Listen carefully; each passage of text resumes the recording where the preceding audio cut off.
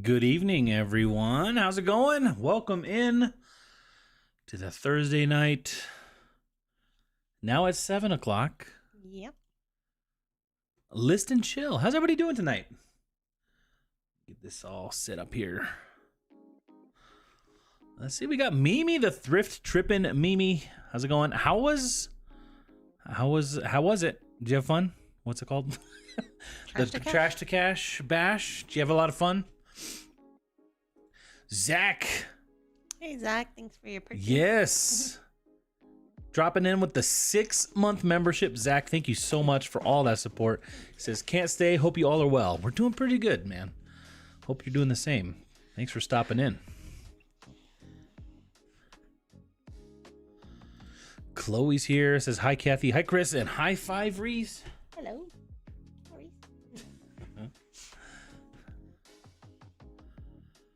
Brian, hello. How's it going? Sarah's here. Hello, everyone from Northern California.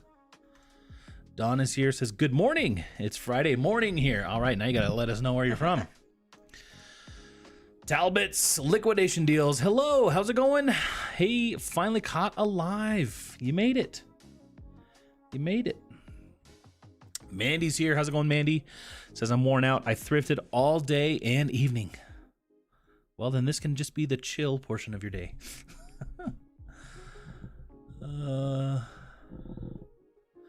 Chloe says, same here. Mimi says, it was great. Thrift stores are too expensive. I found great stuff at estate sales. Nice.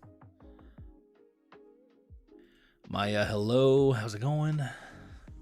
So Kathy's going to be doing some listing. How many did you get prepared? A lot. More than I can possibly do. Yeah. More than she can possibly do. The boys are upstairs. They don't have school tomorrow. So we could stay up all night. But we're not gonna. I mean, I've already done 70 listings this week. So if I do 30, I'll be done for the week. I mean, if you want to do it, we can stay till you do 30. No, I'll get too bored. I literally can't. Like, I could, but like, I just can't. I get really bored after like 2 hours. Anybody relate? Donna says, public holiday today. It's Australia Day. It's just Australia Day. I've never heard of it. Australia Day. It's the official National Day of Australia, observed annually on the 26th of January. It marks the 1788 landing of the first fleet. Wow. Well, happy Australia Day. I just got a bunch of... Oh, Kathy just made a sale or what? I did. Kathy made a sale. Kelly's here. How's it going? Artful Journey. Hey there. Gonna work with you tonight. Awesome. I bet it's Zach. Thank you, Zach, if you're still here. Oh, is that Zach? Yeah. Zach dropping in with more support. Thanks, man.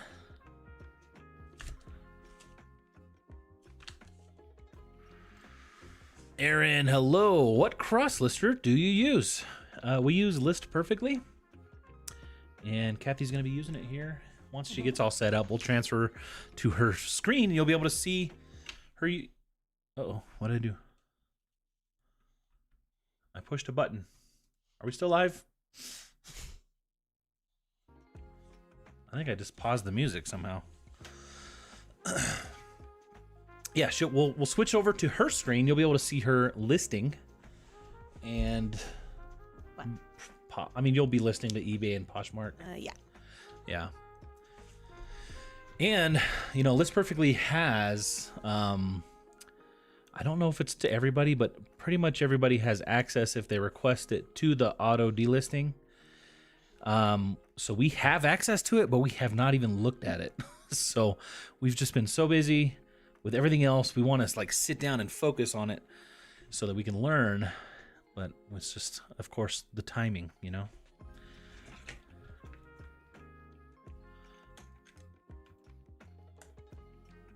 Maya says, I'm working on sorting and stain treating my death pile. Nice. That sounds fun. Yes, we are live. All right, good. Good. So I'm talking to somebody. Cool. So Donna's in Western Australia, and it's just gone 10:06 a.m.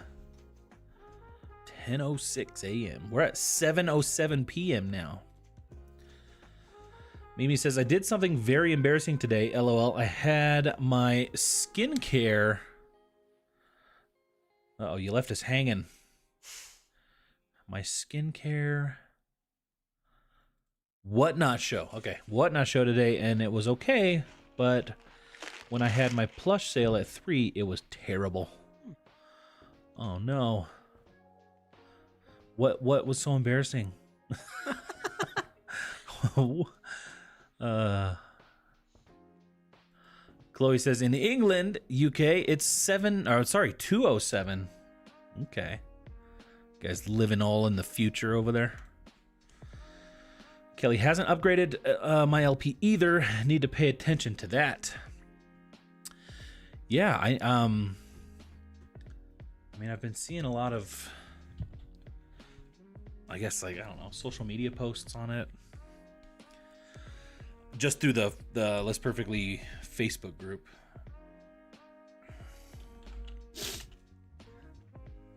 Honestly, we still need to get Kathy used to the new catalog. Like, we're way behind.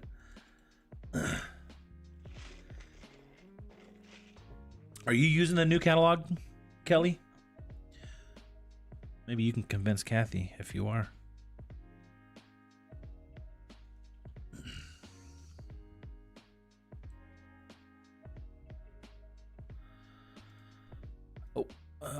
My anxiety hit the roof, and I just abruptly ended the show. Oh. Well, I mean, I'm sure everybody understood. Like, well, maybe not. I don't know. I understand, because, I mean, it could be very overwhelming just to be... yeah, doing live stuff. A little bit. Yeah, doing anything live. Living is too overwhelming. Mimi says too many people asking for stuff, and I got overwhelmed. I really need 2 people running it. Yeah, okay. I don't think I can do it by myself. Yeah, I mean, I don't know. Hats off to all those people that can have, like, shows go off without a hitch. It's 9:07 p.m. for Chelsea, so you're on the East Coast. Welcome in. Kelly says, I'm thinking no, since I haven't changed anything in a while. So you haven't tried the new catalog? I mean, you would know. It's a lot more modern looking.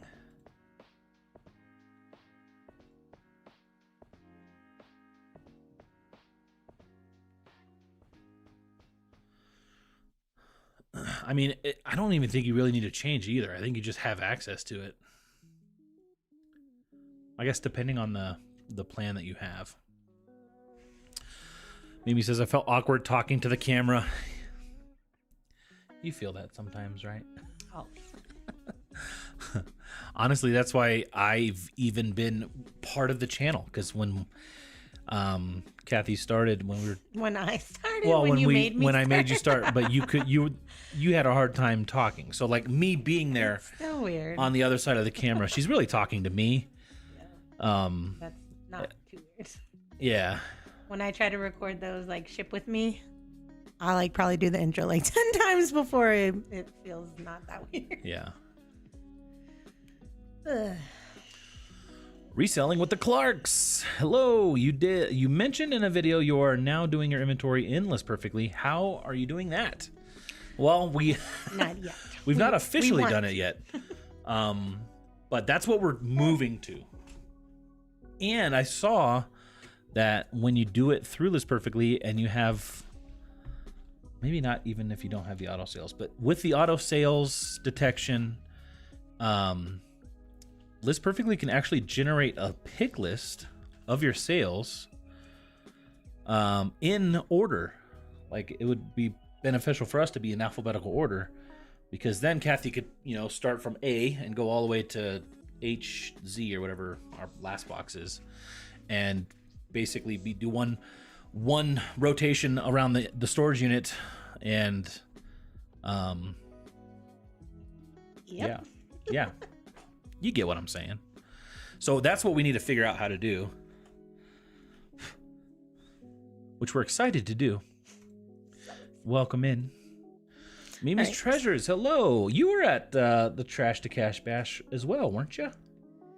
Did you have fun?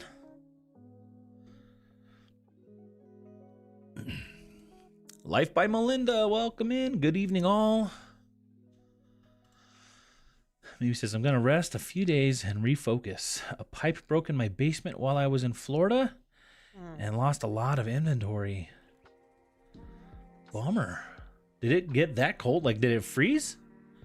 Did it get freezing in Georgia? Shelly Sue. Tomorrow was supposed to be my first Whatnot show. I had it scheduled 3 times, and I finally just said, no, I can't do it. I don't want to do it. I'm done. LOL, I'm going to delete my app as well. I mean, I don't think I would like to do it either. Yeah. I think it could be a lot. No shame. Yeah, you had a lot of fun. Awesome. I watched the first, was it our last live? I think it was last Thursday. What about it? I was watching when Dave was rolling, when everybody was arriving in the hotel lobby, like the first live of the Trash to Cash Bash, and his phone died and all that stuff. But 12 degrees. That's a bummer, Mimi. Hopefully it wasn't the good inventory. Mimi's Treasure says, I've been trying Whatnot. It's fun, but a lot doing it by yourself. I can totally understand that. Tom, welcome in. Says, good evening, Marvins. Good evening, Tom. Heyo. Those are just the sales from probably. Those are probably Zach's, and then a pair of jeans sold too. Are you ready to show your screen? I am almost. I'm Alright. just trying to draft a few that I'm more excited to list than what's already drafted.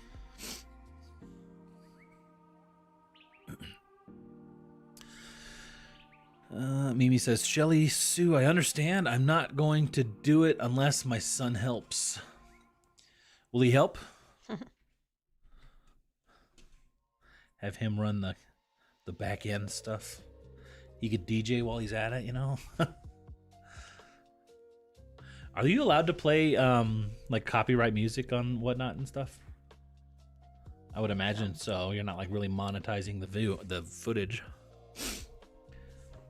Unless you are somehow, I don't know.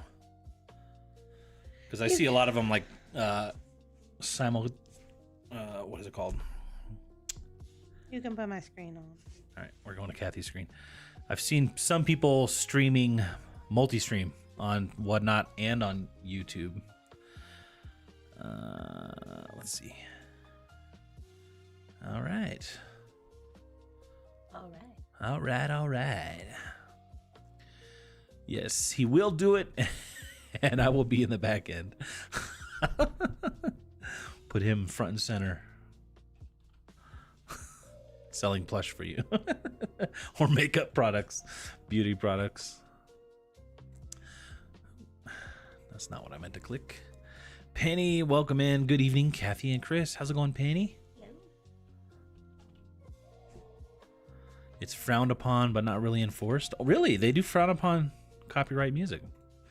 That's surprising to me. Melinda says, it's been insanely cold here in Northern Virginia. I live on the mountains near a smallish town. There were 2 house fires this week. People using space heaters and trying to save on their electricity bills. Dang.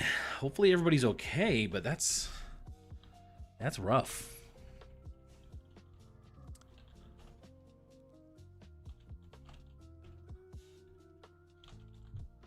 Do you use a Rollo printer or something else? We use a Dymo. I will say we don't necessarily recommend the Dymo.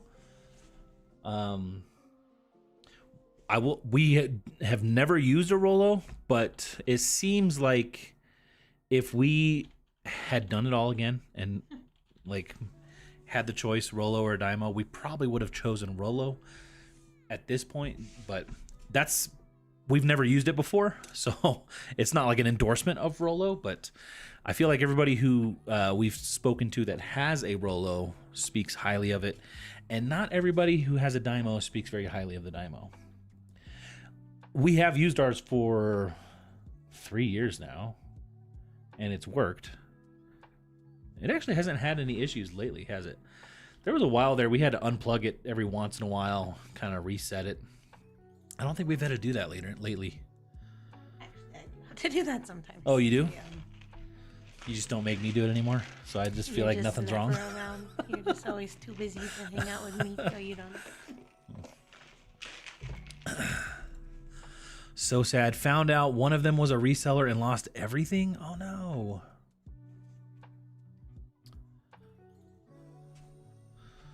Whatnot doesn't seem to enforce much of anything. I'm sure most of you all saw the videos of the counterfeits on Whatnot.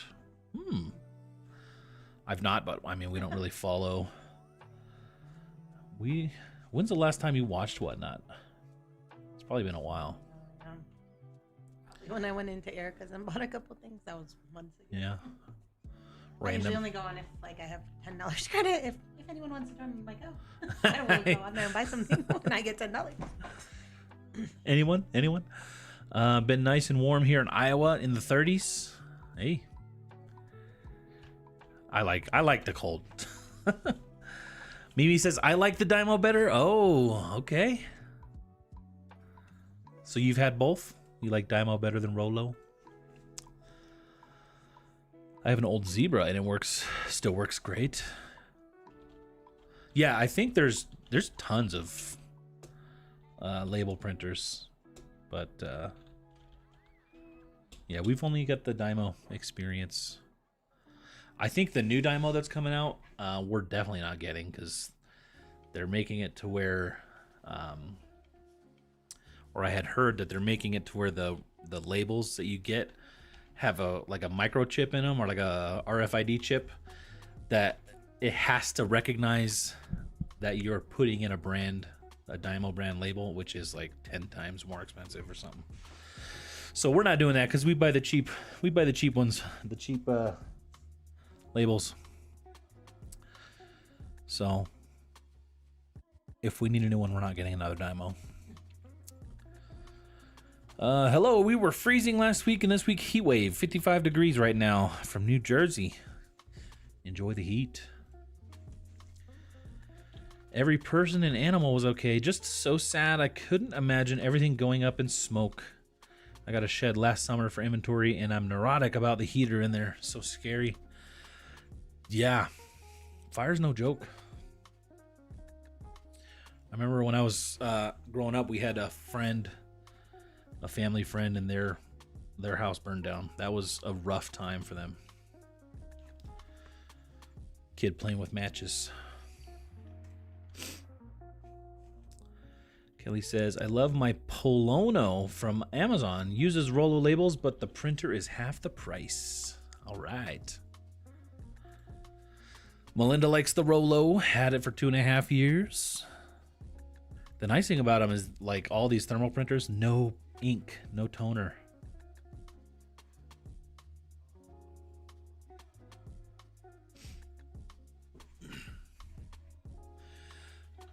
Melanie, Upcycled Shed. Hello, how's it going? Oops. You can't put the rolls of labels inside the Rollo, can you? That would drive me nuts. You can't put the rolls of labels inside the Rollo. Oh, on the Rollo. No, the label is out behind it, right? It's outside, and I think you buy like a stack of them, like they're folded instead of rolled. Which actually would probably. Do you like that your labels kind of get the curve in them from being rolled? No. Yeah, it'd be nice if it was flat, huh? Yeah. I'm sure you could probably rig up a way to use a roll if you have a bunch of rolls on a Rollo. It's funny that their name is Rollo, but they don't use rolls. Um, but yeah, just like hanging up like a spool hanger or something like that. I'm sure there's a way to do it, but yeah, it is outside the machine. When I saw photos of the Rollo, it looked so small. Yeah. Kathy, you are a listing machine, and I want to be you when I grow up, says Shelly Sue. She ain't got time to talk or take compliments. Absolutely no compliments. No compliments allowed. This is the time when you send all your compliments. Jared, what's going on? I have a what? A Munbin? I think that's what Is that Josh the one that gave was, away at. Did you get that? Did you go to FlipCon? Josh was like giving those away like Skittles. I think they gave him a bunch. Munbin label printer.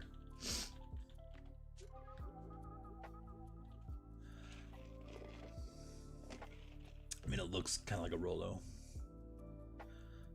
Are the kids right above us? I told him not to.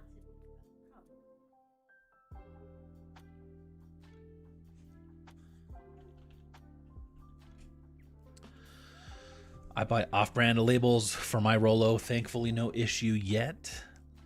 I think we had one issue with our Dymo early on. It was like the label kind of like rolled back up on itself and stuck to the inside track of where the labels come out. So I had to dissect the whole thing. You know, of course, the label ripped into a million pieces as I tried to peel it off. But I got in there, kind of used some the Goo Gone adhesive remover just to kind of get it all cleaned up. And it's worked. That hasn't happened again since. But I was not happy. Heidi, what's going on? Hey, y'all. Have you ever noticed shipping label prices vary between weekdays and weekend days for UPS through eBay? I've been noticing different prices. Why is that? So you're saying like on the weekend it charges more? I haven't noticed that, but I did notice this week the prices went up. Overall, all prices went up. Yeah. shipping price. Although some went up, but like Ground Advantage seems like it went down. So like last week I was mostly, I would say Ground Advantage, but then just upgraded to Priority to use a free box. But now it's like $1.50 different. So now I'm gonna have to buy boxes. Yeah.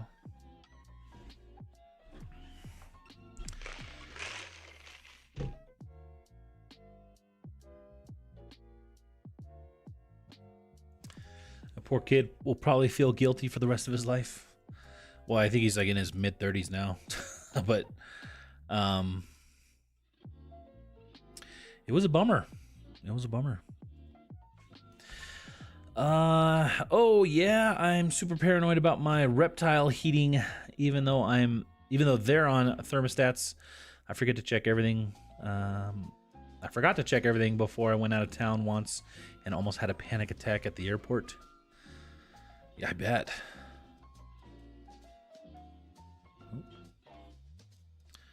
Of course, everything was fine, as it's been working for years. Yeah, the panic in the one moment that you think about it. Fridley, what's going on? Hello.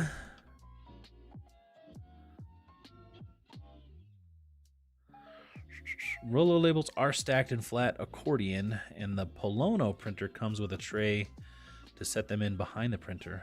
Is it the same? So the same kind of labels, I see. Rollo, you can buy flat or a roll. I find the flat ones are always cheaper and easy. They just sit behind it. I've even heard, I've never tried this or anything, but I've heard that you can get labels through like UPS or something, like a stack of labels from label printer. I don't know about the morality of it, if you're using it for USPS or not. I don't know. Or if they're like watermarked or something. But supposedly there's a way to get some free labels out there. Welcome in though.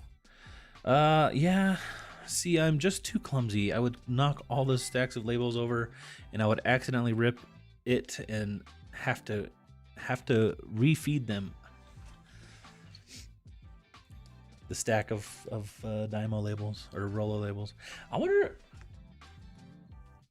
if there's a way to make a Rolo or a Dymo accept Rolo labels. Like if you just take the lid off and feed it up from behind. Because if so, we might be able to try to get those free labels. Labels are not that expensive either way. I use a Rolo and cut off the top of the label box so they come in and just feed the first one through. Oh, that's smart. So self-feeds right out the box. That's a good idea. Fridley's got a Fung Lam printer. LOL, it was $45 on Macari.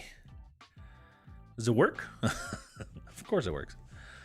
I bought a tray for my labels on Amazon for my Rolo because my cat kept dumping the labels off my desk. Oh, man. Cats. Am I right? I have the printer that Dave just said he hated, but I never had any issues with it. It's an off-brand from Amazon. I think Dave just hates everything off-brand. Penny, my son had a fire 2 years ago right after Christmas. It was so sad, but at least everyone was okay. They thought the cat had died in the fire, but found him in the next morning. A miracle. Wow. Stacy says, yeah, my house burned down because of an electrical issue when I was in high school, the day after my grad party. Thankfully, we had already started moving in with my brothers, so we didn't lose everything. Man, it's a lot of house fires. I've tried getting UPS labels, but could never figure it out.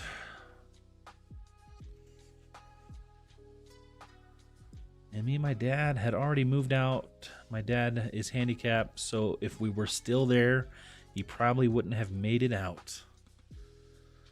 Well, I'm glad you guys were on your way out. Could have been really bad. They aren't watermarked. There's a UPS hub in my town, and I ship UPS a lot. I just go to their office, and they give me stacks of labels. They stick occasionally in my Rolo, though. Like they stick adhesive, like the sticky side, or they just kind of jam. Cats are like toddlers. Oh, they have the UPS logo on the paper, so that doesn't come on the label, though. The Munbin store on Amazon sells really good labels for a great price. What do we get? Orders.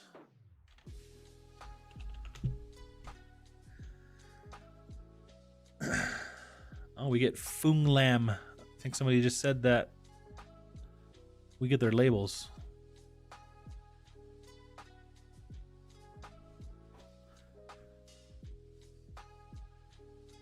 Have we really purchased 11 packs of labels? How many is that? 11 times 220? That should be easy math, but...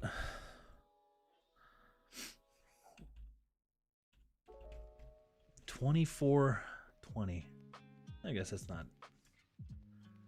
as much as I would have thought. Yeah, the sticky side is kind of off sometimes. That's kind of sketchy. That's what happened to me on my Dymo that one time.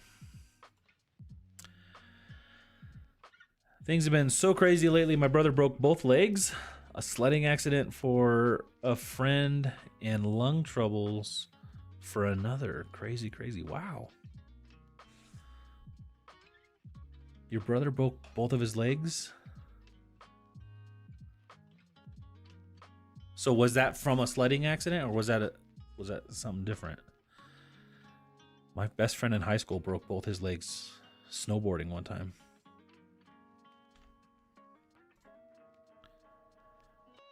See, Fung Lam is legit, I guess. We've been buying their labels.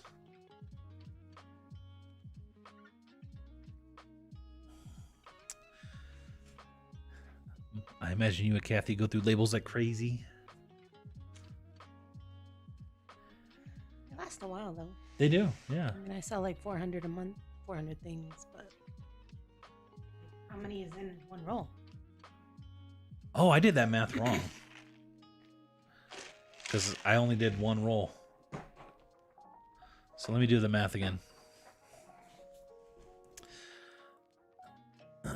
So if we bought it 11 times, there's 8 rolls in each box, and there's 220 on each roll. So that's 19,360 labels That we've bought that ever? we've bought from Amazon. Sounds about right. Well, we also use them for all of our boxes and stuff. But Yeah, but that's only like 300. Not even 300, maybe. the Yeah, other maybe day we were 300. calculating that I've probably done 20,000 sales over all the platforms. But yeah, but I mean, for like the first year or two, we were doing the half sheet labels. I wonder how many of those we ordered.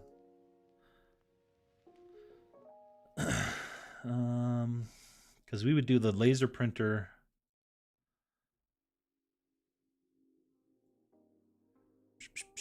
We ordered the Dymo on November 4th, 2019.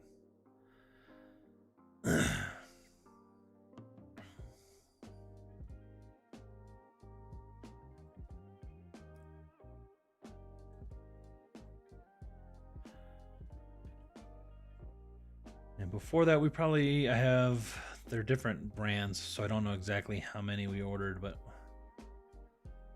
200, 1,000.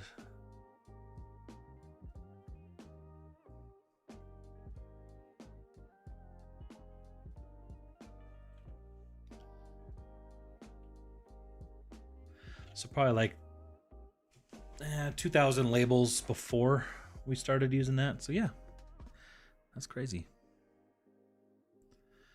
Kathy be selling. Heidi says, yes, I noticed the prices would jump 50 cents or more just to choose a different shipping date. So sitting there at the same time, it would just charge a little bit more. I wonder if that has to do with different routes on different days. Maybe, I don't know. I guess I don't know. Have you guys noticed a complete lack of sales in Facebook Marketplace? I went from 20 a day to nothing. We did like 2 years ago, and then we stopped. We haven't sold on Facebook Marketplace in a while. But yeah, that's kind of what happened to us. I think the algorithm had changed, and we just weren't part of it. So it stopped. We stopped getting sales, and then I don't know. I feel like we started getting a couple canceled, not orders canceled, but like the buyers would like do like a credit. What's that called? Like a chargeback or like a. Oh yeah, I feel like you said that last time, and I don't remember that happening. No, I know, because it never really got to us. Like, luckily, I think Facebook paid us for it anyway. But when I was filing taxes the last year that we did it, I noticed there was like 3 or 4 orders where the buyer basically charged back, and then Facebook kind of covered that because it happened, I don't know, beyond a certain time, like 30 or 40 days after. Frizzy Finds. Hey guys, we just started a cross-listing platform. Do you recommend taking everything down first and reposting that way? It seems like more work than just going from site to site.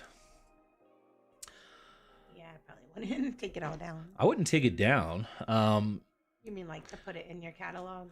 I'm assuming they said cross. I'm assuming they're not doing List Perfect. Well, I mean, I would imagine either way, whichever platform you're using, it's probably similar. I mean, you'd probably want to at least have it listed on the platform that you're on, like how, I guess, I don't know, with List Perfectly at least, you know, we were able to cross list. Say we had stuff on eBay, we could cross list from eBay to List Perfectly, and then it would all be in that catalog, and it would be linked from eBay to List Perfectly, and then you can cross post from List Perfectly out to all the other platforms, rather than going from eBay to Poshmark only. Because that, if you did it that way with List Perfectly, it wouldn't link up if you wanted to, like do the mark sold and have it automatically open the pages. This was like back before the auto delist stuff, but I would imagine it wouldn't auto delist it anyway. But now they've got like the whole synchronize, like the, what's it called? Listing sync or something, where it will search your catalog for what it thinks those items are, and you should be able to link it up that way. But I would imagine other platforms are probably similar. You probably want it to be listed on the platform or on the Sorry, I'm trying to listen. on the unit, on whichever listing site you're using. By the way, Frizzy Finds, I saw that last video you guys had is getting lots of traction. Congratulations.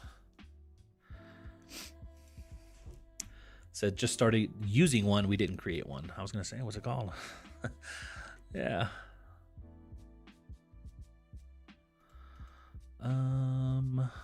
Brother was in a car accident. Oh, that's how he broke his legs. Bummer. Hello all, my toddler doesn't go down until 7:30, so the new time is throwing me. LOL. Sorry, Alicia. I'm sure if you put us on the TV, I can get him to sleep.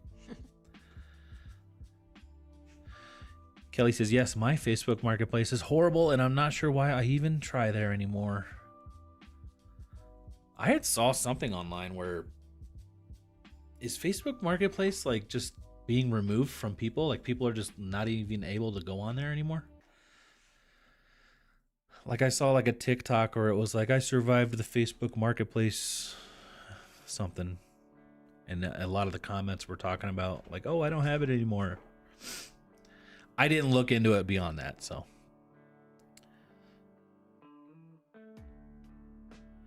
Oh, I see.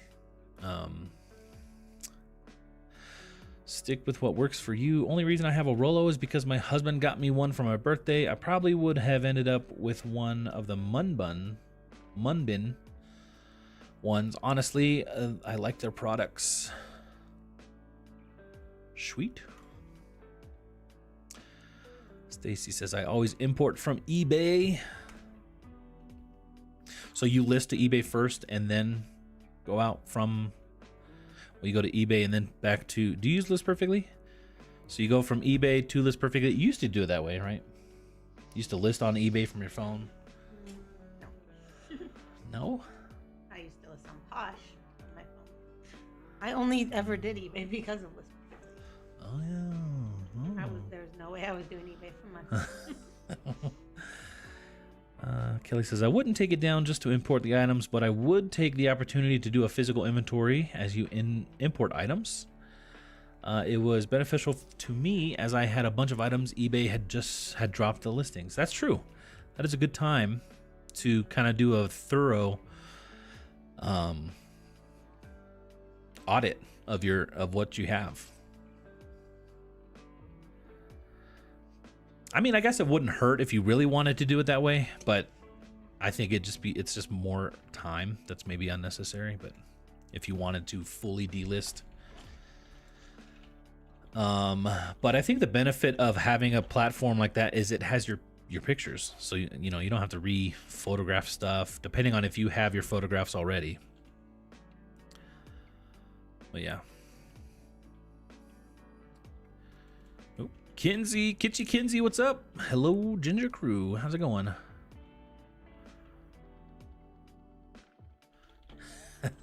Alicia says, you're hired. All right. What's the most boring thing I could talk about?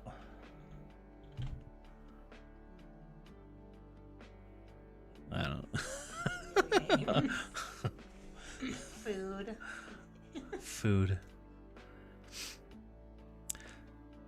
What's your top 3 platforms you sell on? Well, we only really do 3, right? Well, I guess I do 4. But... eBay, Poshmark, Mercari, in that order. Sometimes Poshmark is fighting for first, though. What's this girl's name again? I have no idea. What's that girl's name? Legends.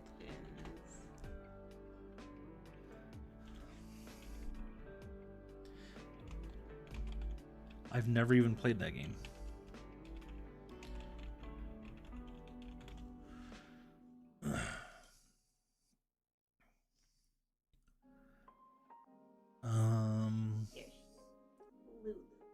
Lulu? There's this many characters on this game? Holy cow.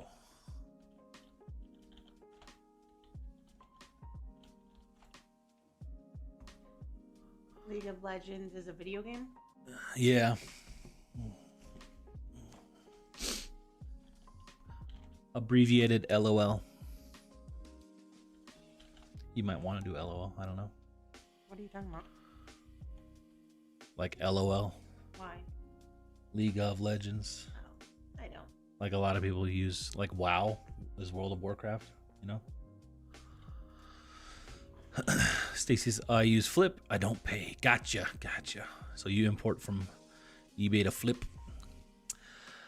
Upcycled Shed. I also list to eBay first, then cross post. I know there are benefits to starting on List Perfectly, but I just don't seem to break the habit of starting on eBay. Habits are hard to break.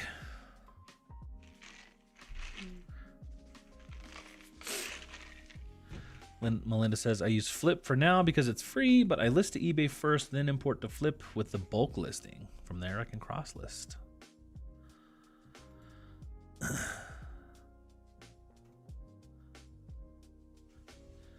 Mimi says, I love List Perfectly. I start everything there. It helps keep my inventory and me organized. Yeah, that's how Kathy does it.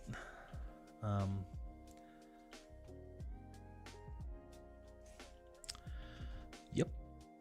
Melinda says, I miss WoW. You miss it? You don't play it still? I think they got WoW Classic now. Phil, hey everyone. What's the most someone has spent in one day sourcing? Just curious. What's the most? What's your top day? There was a one time you did a bunch of Probably when RA. I went to Denver. Oh, yeah. Kathy spent probably 1,000. Yeah, maybe. $1,000 doing some retail arbitrage. That's not that much. I mean, some people Right. buy pallets and stuff. I mean, you probably bought 300 items though. 200, 300.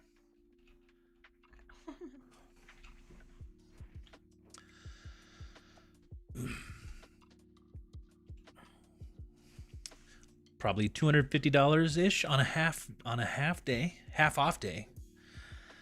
Nice. Seems like you got some stuff. What would you call this littler bag? Satchel. What would you call the little bag? Little bag? Big leg? Big bag? Little bag? No, one is Purse? called a duffel. A duffel. And a satchel.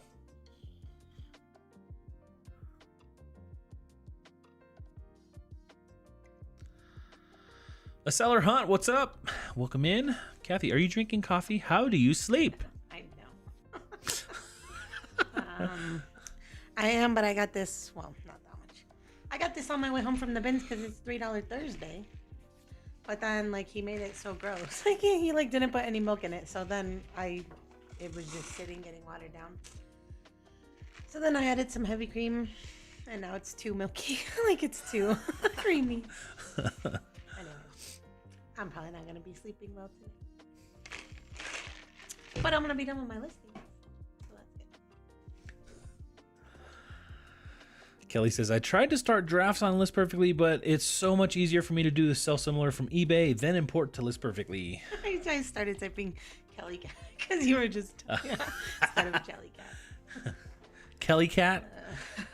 If you start selling plushes, dibs on the name.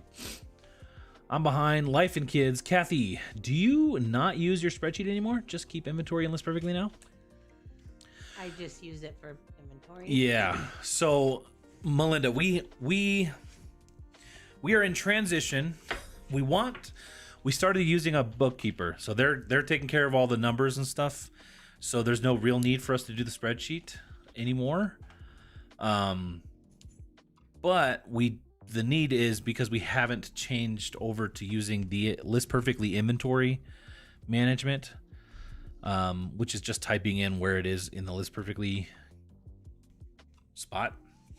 So we just haven't changed over, and we've been in this we moved into this new place. We're in a new house. I don't know if you know that. We moved in and we're working on our old house to get it ready to rent, which is coming up very soon. And once that is kind of handed off to a property manager and that's all taken care of, then, one of my priorities is going to be switching over to using List Perfectly fully for, inventory and all that, so that we could get the auto delisting working and all that. Basically, I just don't want to switch anything out by myself. Yeah. And then have to figure it out. Because he doesn't have time to help me if I mess something up. Yeah. I'm pretty sure I'd be able to bulk edit all of it. I just need to sit down and figure it out, and I think that's probably a half-day project of me doing that. So I just haven't had that to dedicate to it. Did anyone give any ideas about that bag? Let's see. Let me see. No. I did the same. I don't know, just a tote? What? Tote? Purse? Shoulder tote? Shoulder bag?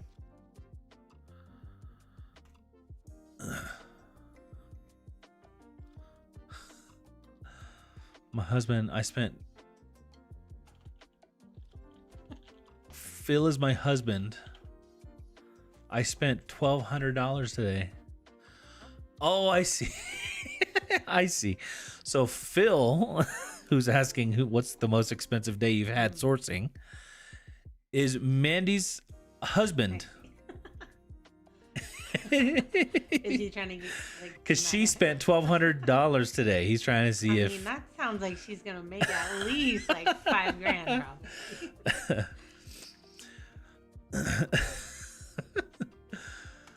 probably. Phil, just take a chill in the spa.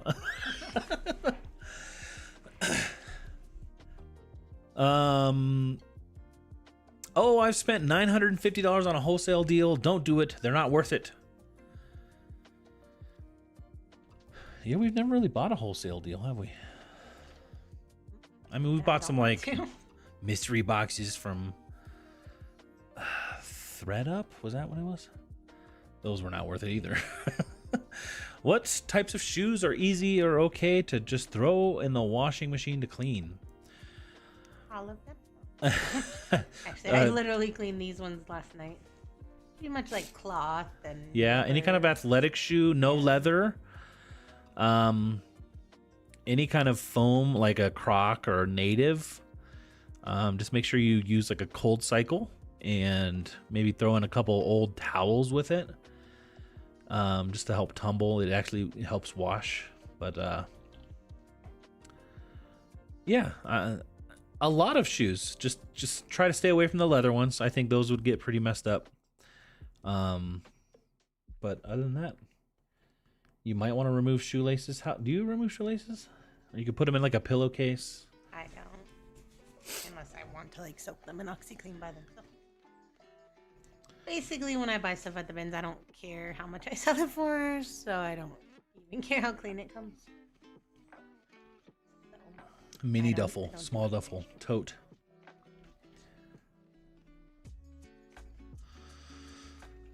How did you both get started with reselling? Well, Kathy was we had our first newborn son, and I guess he was a little bit older than newborn, but she would go to Once Upon a Child and this thing called Just Between Friends, JBF. So she'd always be buying and selling his clothes. And went to a garage sale. This was probably the first thing, right? You went to a garage sale, bought a bunch of stuff for our kid. But then they were like, "Oh, we're closing up, and we're just gonna donate the rest." So she was like, Did you pay for that, or did you just take it? What, the clothes? The bags. I think I paid like $40 for like So she made an offer on like the rest of the clothes to like, save them the trip of going to donate. And she started, selling it on, because it was all kids' clothes. No, I went to Clothes Mentor and Plato's too. I mean, out of all the bags, at least half of it was garbage. You know what I mean? Yeah, I yeah. didn't get to sort it. But I still made. So she took basically those bags directly to the, like what she's done now, to Once Upon a Child and Clothes Mentor, which is now closed. Did you go to Plato's then? Maybe Plato's. Yeah. And basically got, I don't know, a couple $100 right away. And then that kind of got her into going to like the JBF sales, like selling there. It kind of clicked with her. You kind of realized, I don't just need to buy my kids' stuff and sell my kids' stuff. There's this thing it's a dress, but I know this, dress is worth more. So yeah, it just kind of clicked. And then eventually she just kept doing it. And I was like, I think I came across a reseller. I think it was Rally Roots probably, on YouTube. And I was like, I'd mentioned to her, I was like, people do this like on YouTube. Like there's YouTube channels you can watch. And so she started watching. I think you found people like Empty Hanger. I can't remember. a lot of people who don't do YouTube anymore. And we just eventually found other people, Becky Park, and then that's when we were like, you started you kind of specialized in kids clothes, started selling on Kidizen. I guess that was before you started on YouTube. But then she started doing Instagram for a year before you did YouTube. Got up to 10,000 followers there before we started YouTube. And then started YouTube. And started selling on eBay. And here we are. So, short story long. That's how we started. Melinda says, I had kids and became consumed with them. No more WoW, just for now. Or no more WoW for now, just not enough time for my hobbies these days. I had a short run of WoW when Wrath of the Lich King came out. Lily's Pad. I'm not a tech-savvy person and struggle with List Perfectly. I need to just knuckle down and learn it. I just signed a 3-year contract for a warehouse space. Time is precious. Yeah, it is precious, but I will say, if you learn it and you figure out your workflow, you're going to save that time, and it's going to be worth it for you. Kathy's really good at honing in on her process. So much so that there's other processes that have come along that will probably benefit her, but she's like, she'll change when she's ready. When you tell me exactly what. Welcome in, though. Welcome in. Rural Squirrel, what's going on, Kristen? Kathy, I drink coffee at this hour too, says Lily's Pad. Try not to. Yeah, you don't drink too much this late. Well, I drink Diet Coke usually, which is, I don't know. I don't know how much caffeine is. Ping G, hello. How's it going? The only thing that bugs me on Flip is when I delist and sell similar, it tries to import as a new listing because it technically is. Does List Perfectly have the same issue? No, I don't think it does not add into another catalog item. No. If you delist and sell similar with List Perfectly, it would just be relinked into the same catalog item. Queen Yuri, hello. Do you mind sharing what bookkeeping app you are using? We are using a company. We're using Everlessly Bookkeeping. So we don't even touch it. They just do it all. So they use QuickBooks, and that's what we do. We just have taken that off of our plate. I knew about. Otherwise, would recommend my reseller. That's true. Yes. Otherwise, if you don't want to do it yourself, we do have the spreadsheet. It's free. But honestly, these days I would recommend using something like My Reseller Genie for the cost of it, and it auto imports a lot of stuff. Check out My Reseller Genie. I think we have a link down below. Maybe not, but you can use code Ginger, and it would give you a little bit of a discount if you wanted to check it out. I will say we've never used it, but we have met the team at FlipCon, and we've talked to them. I like them, I trust them, and I think they're doing good stuff. So if you don't want to go all out and pay for a bookkeeper, then I think that's the next best thing. Knew about the house, love it, congrats. Thanks, Melinda. Love Flip's new posh sharer, though. All right. Mini duffel, small duffel, tote, duffel, bag. Kelly says, is that a 31 bag? No, it doesn't have a brand. It actually looks kind of cheap. But, I mean, it's a T220. It's not like super nice or quality, 22. but it's pretty cute. Duffel bag and diaper bag.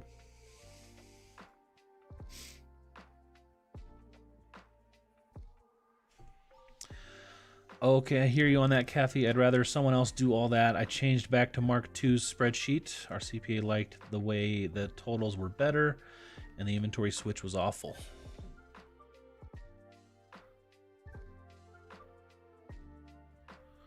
Otherwise, shoulder bag tote, says Kelly. Stacy's most expensive day was $500. I got some good stuff today. Granted, I can't remember what most of it was now. Yeah, I went to Ben's today for 2.5 hours. 137. So I got. Well, she spent like I don't remember. $1,200, right?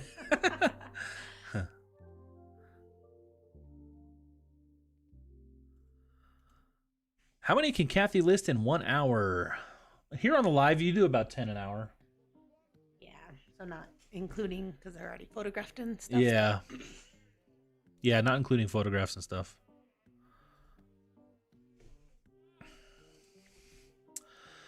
Hustle at Home Mom before she leveled up to where she is now. Becky Park, Rebel Reseller, and Kathy have been my inspirations. Started watching a couple years ago and probably won't ever stop. Thanks, Melinda. For Flip, I would actually import them separately if you want different prices. SG, yay, caught your live again. Welcome in.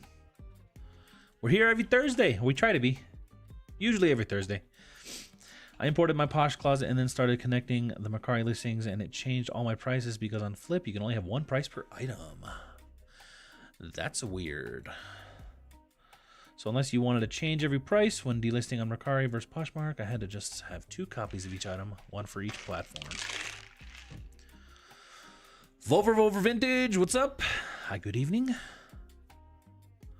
Mimi's Treasure says, I love My Reseller Genie. It's very easy to use. Nice.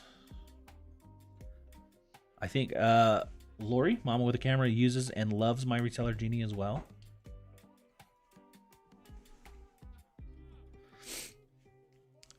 When starting your YouTube channel, how long did it take you to grow? And when did you start it? Any tips for a newbie?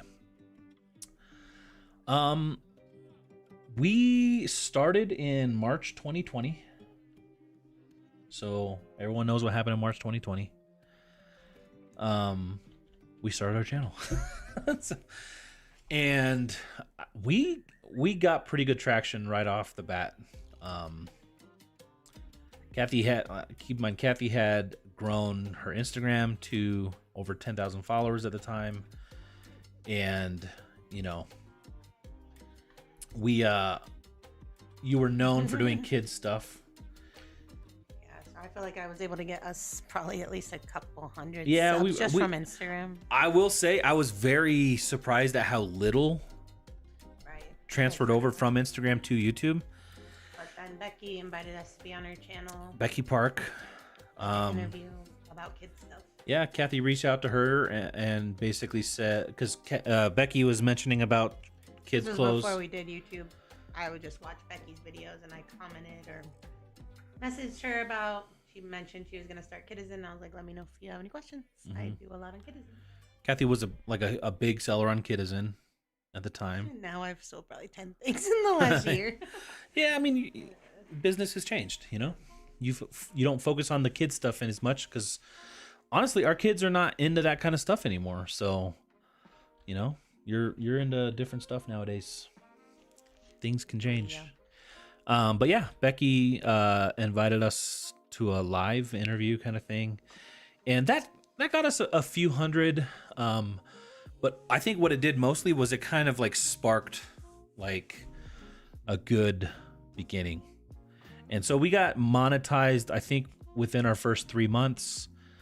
And at that time, we were doing a video every day. We were doing daily videos.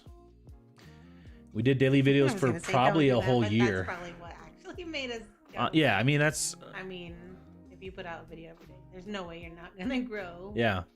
And our beginning videos sucked. Really? I mean, our videos. Let's be fair. Like, our late videos, they kind of suck. Like, we're not great YouTubers, but... yeah, we just kind of put a ton out there. We've done, I don't even know how many videos we have up.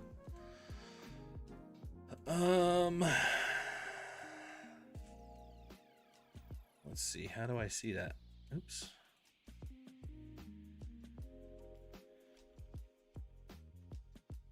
$888 videos.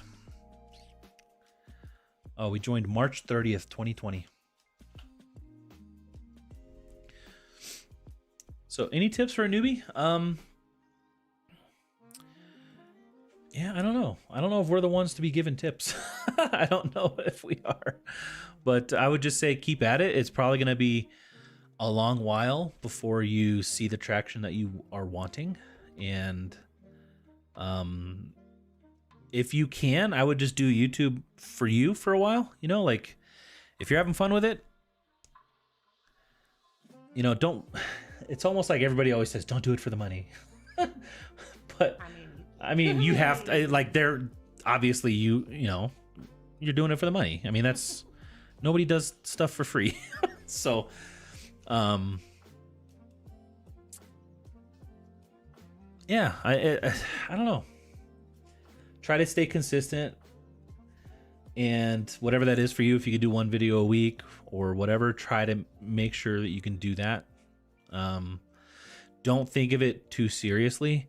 Go back and look at our very first videos. We didn't know what we were doing, and I'm a perfectionist usually, but with YouTube, I kind of made it like, you know what? Like, it doesn't need to be perfect. It just needs to be done.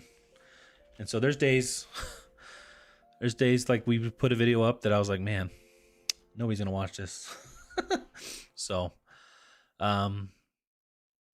just keep at it. Be tenacious. I guess do what you're doing, kind of like get in with other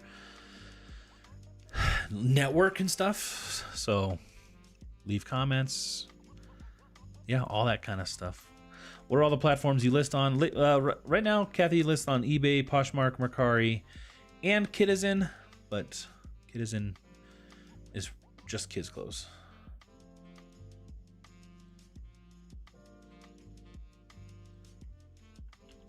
And yeah, definitely let us know if you start a YouTube. Never heard of Reseller Genie. Currently using one shop, but thinking of trying Vendu. Want to be able to cross-list to Kitizen. Well, Reseller Genie is not a cross-listing. It's a bookkeeping. So that's They don't. It's not like they're a cross-listing service. They are for bookkeeping. So you would still want to have if you're using a cross-posting service. We use List Perfectly. We do have a link down in the description if you wanted to try that, but that's different and separate from My Reseller Genie. That's amazing. Wow, great job. Junk in the Trunk Inc. What's up? Do you guys have a year in review on how much you made reselling with YouTube income? We have not. This year, this year's was difficult just because, well, 2023, we bought a house, so that took up a lot of the time that we would have been putting towards other things like reselling and YouTube, but we've not put a video out on it. Jen says, "OMG, I'm an hour late." It's okay. You made it. You made it. Hello, even though I'm late. Yuri says, "No way, I remember that interview. I just realized it was you guys. I started following you way after that interview." Yeah. See, it was way back then. Way back in the long, long ago. And I was glad I made it on time. Well, I mean, we did recently just change the time. I think I started watching you guys in early 2022, and you completely stepped up my reselling game. I found a pair of Nobles last night and immediately knew to grab them. You all rock. Fridley. Awesome.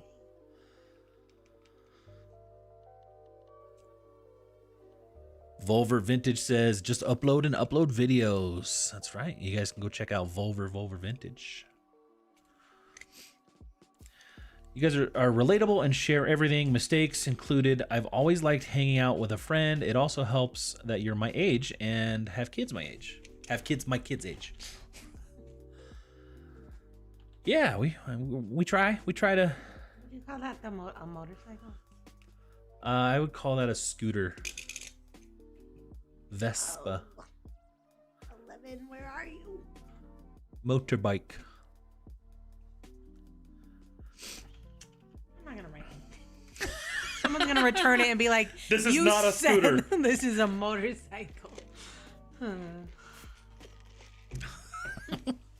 This is a tricycle. Kathy, what item specifics on eBay do you pay most attention to filling? The required ones. Yeah. She does not do anything extra. I mean, I'll sometimes click through really fast, but I don't try to think about it. Yeah. Life happens and it's fun to follow along. That's true. That is true. So awesome. Thank you so much. Yes, upload. Yeah, it's different. YouTube name we have our channel on. This one is just the one I watch videos on. My phone, but I have... Oh, I see. Are you wanting to share it? Have you uploaded any videos? Noel. Oh, I came in late. It's okay. I think it's going to take a while for people to get used to the change because we're trying an hour earlier to help out our East Coast friends because it gets super late. Have you tried to sell on Whatnot without the live shows, just listing? We've not. We've not. Have you?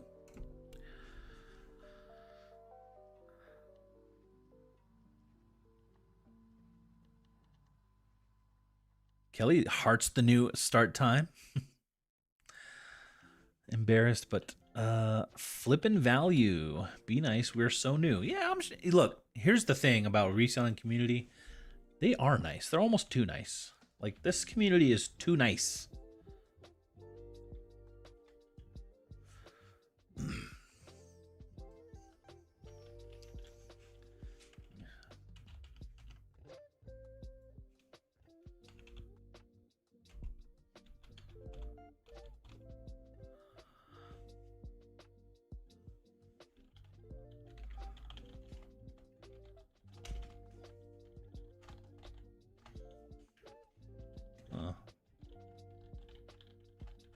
I tried. Let me me see.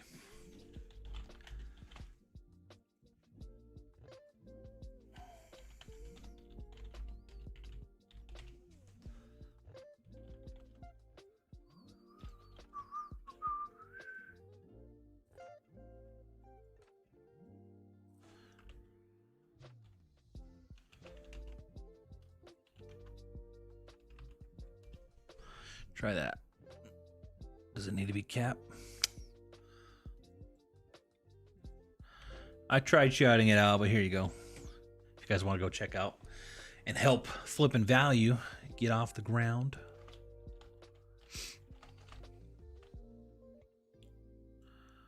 Lily's Pad, good night. Moving my daughter tomorrow. It's going to be a long day. Well, get some rest. Your daughter's lucky to have family to help move.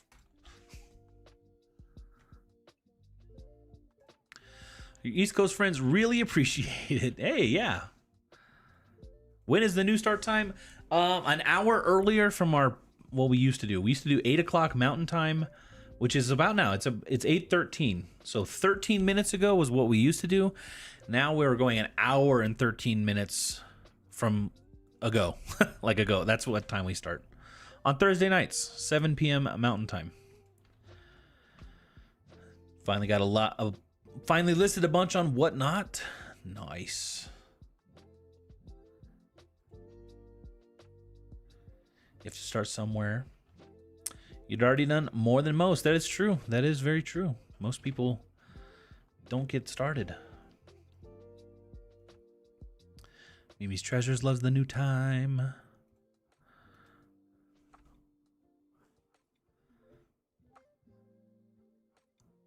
Just start. That's right. That is right. So I learned today that you can import Poshmark listings to Whatnot, and I imported 500 items very quickly. Yeah, I've heard that. I mean, I've never gone through the process, but I've definitely heard of that. Thanks. You guys are amazing. Yeah, you're amazing. 2 videos already.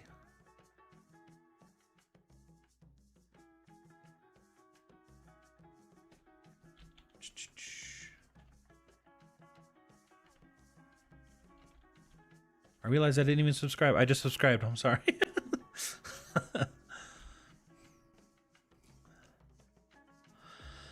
Appreciate it so much. Nice. Mandy's, I like the new start time. I fell asleep so many times listening. I'm old and go to bed early. Hey, you said we're the same age. I didn't like it either because, yeah, it takes me a while to fall asleep after I get ready to go to sleep. Melanie says, I'm most people. I always think about doing YouTube, but instead I just consume a lot of it. Yeah. How old is Reese now? Reese he will be 14 in July. That's so far. July. I guess it's not that 6 far. months, huh? 6 months. So he's 13 and a half. 13 and a half. Photographing shoes tonight. Shout out Kathy's weird clear feet. They are awesome. We should really Kathy's weird clear feet. We should market them as that. Do you need some weird clear feet? Try Kathy's weird clear feet. My old lady turns 13 next month. Angry little land shark. 14? Yeah, he's almost 14. He's 13 and a half. He's doing great. We love him. He is. I don't know. You probably didn't know, but he got into chocolate around right after Christmas time. Got into the kids' stockings. Like he ate like 2 pounds of chocolate, and I was afraid that was it for him. But he came out. Took him to the vet. They took care of him. But yeah, it was scary. That was the first time I've had to take him to the vet. He's never been to the vet other than like getting shots and stuff. I love Kathy's weird clear feet. I want to get a second set. Can you change your name of your eBay store without affecting anything? Well, there's the username of your account. I don't know if you could change that. Like, I don't even know if they'll let you change it. But your eBay store name, I believe, can be changed. I'm not sure.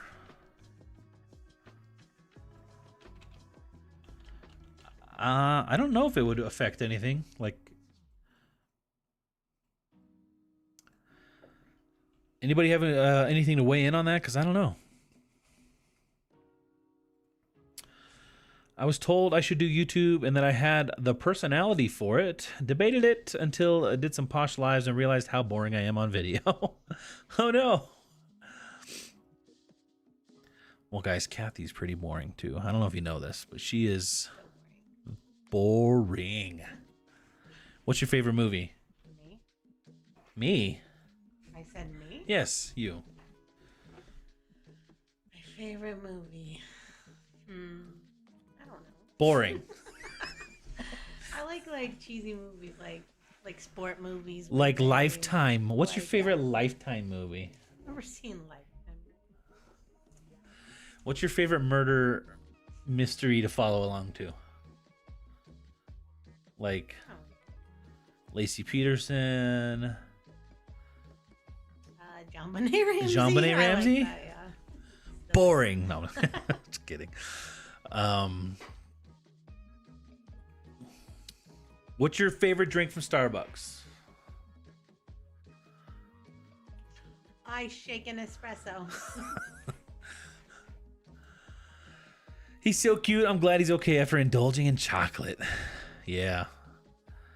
Oh no, I was a vet tech for 7 years. Have seen many chocolate eaters. It's always the labs.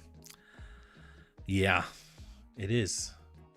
And like, he would do it again in a heartbeat. I'll be happy if I can get this much for you. Like this one, 32 bundle for. I got these at the bin, so Yeah.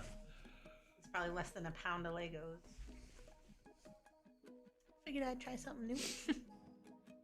What's your favorite video game? Pac-Man. Boring. That is boring. Fridley, I changed my eBay name twice with no issues. All right. Good to know. Alicia changed her name. No problem, but it was really long ago. Kathy is boring. Chris, you're going to end up in the doghouse with Reese tonight. Reese has a nice bed. Look at that thing. I was like thinking $1 per figure. Do you think that sounds legitimate? I think you can start there, and if somebody offers you, then yeah. I mean, just go down from there if it doesn't sell. They're small enough. You can hang on to them for a bit. Thanks for the... What? Yeah, you can just never sell them because you're too boring. I know I'll have to change the email name also to match, but I'm thinking of changing my store name.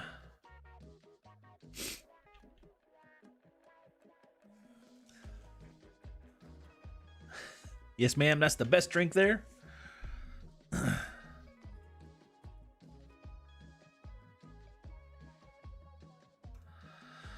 Hi, how can I boost sales and views on my eBay account? You could like run a sale. You could lower your prices, would probably get a boost in views and sales.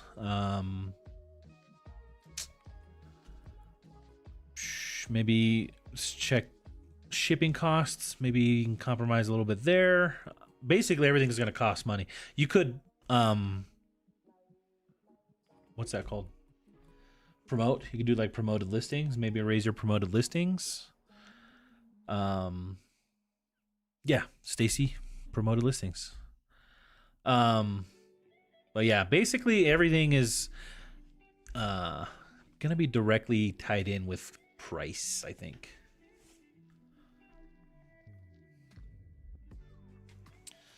Green tea frappuccino. Have you been drinking green tea lately? You haven't. we just haven't been here. Yeah. I do like it. I'm not judging you. I'm just like you. I know. I bought a little pack of matcha, and then I've only done it like 3 or 4 times. I can't. I don't like it. I like it. I don't like it. Maybe I'll start putting it in my smoothies. I made more smoothies than matcha. OMG, I love the oat milk shaken espresso. It's ridiculously good. Too chuggable.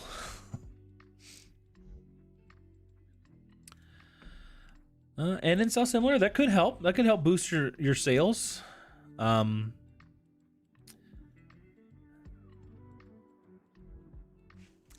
Green tea frap. I'm intrigued. Noelle says a hot white mocha here. That's mine. I like the white mocha. Iced and hot. And if nobody's looking, I'll get the whipped cream on top. Love the Starbucks green tea frappuccino.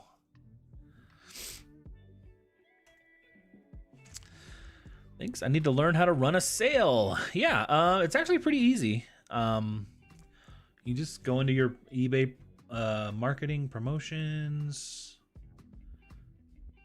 and then create a promotion.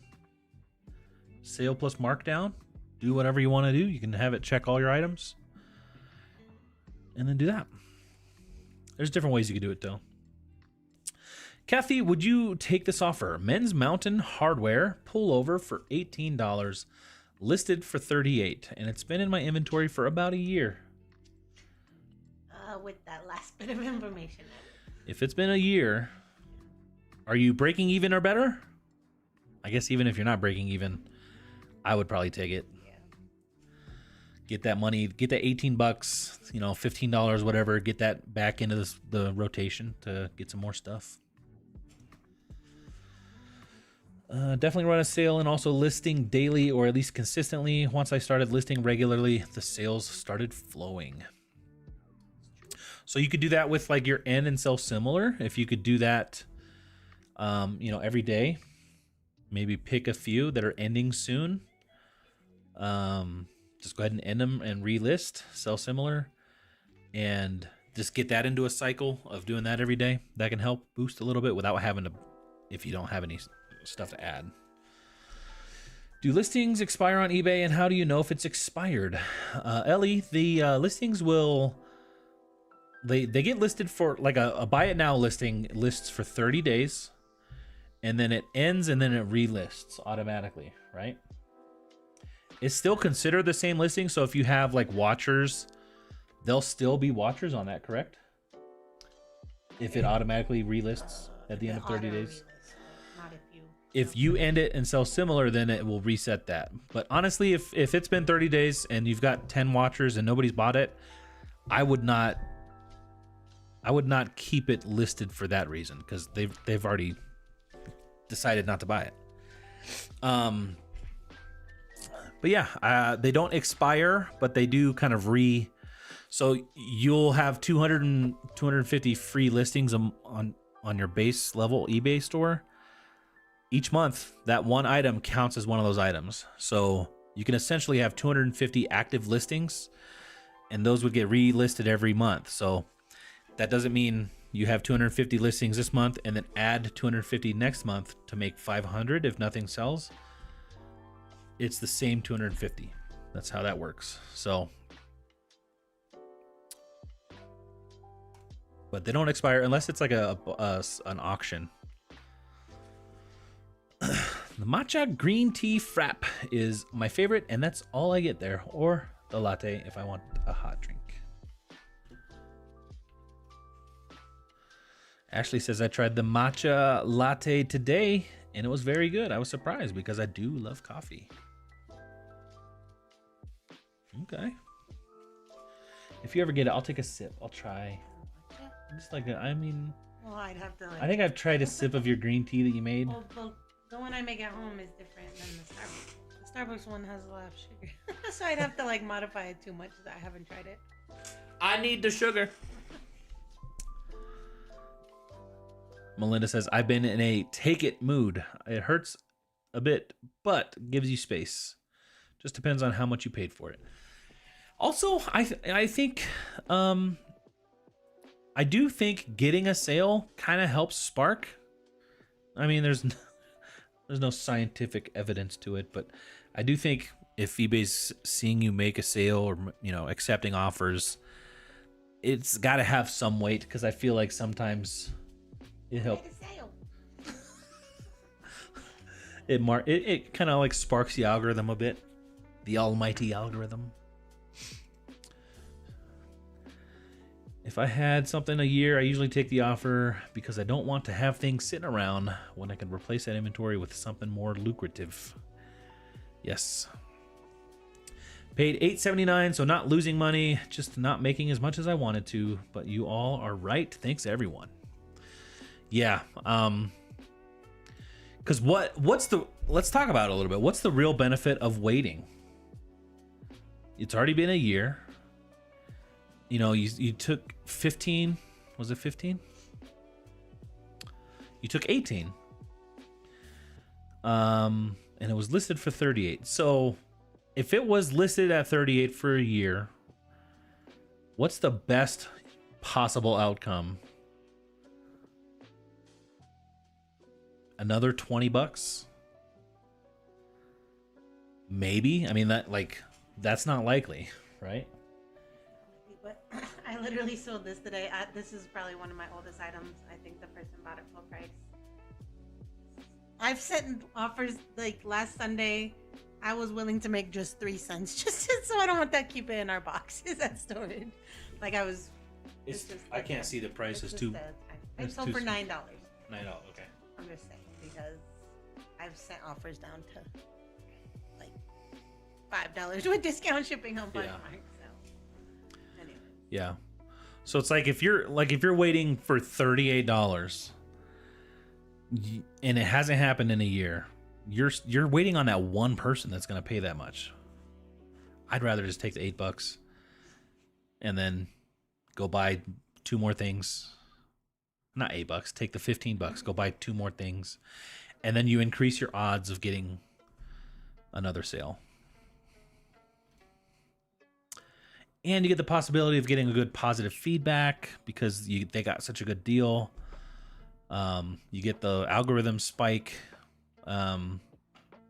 It's almost like, yeah.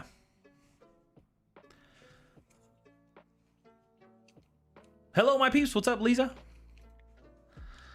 What state do you guys live in town, if you don't mind sharing? We live in a place called Colorado Springs, Colorado.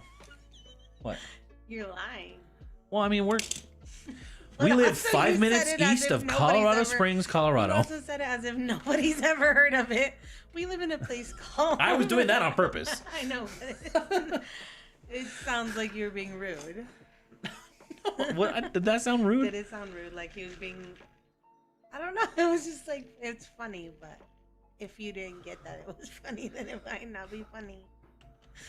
Okay. Kathy's often calling me rude when I don't think I'm rude. So... You're putting up a poll. I'm putting up a poll. All right, I'm going to go pee and then we'll see how rude you are.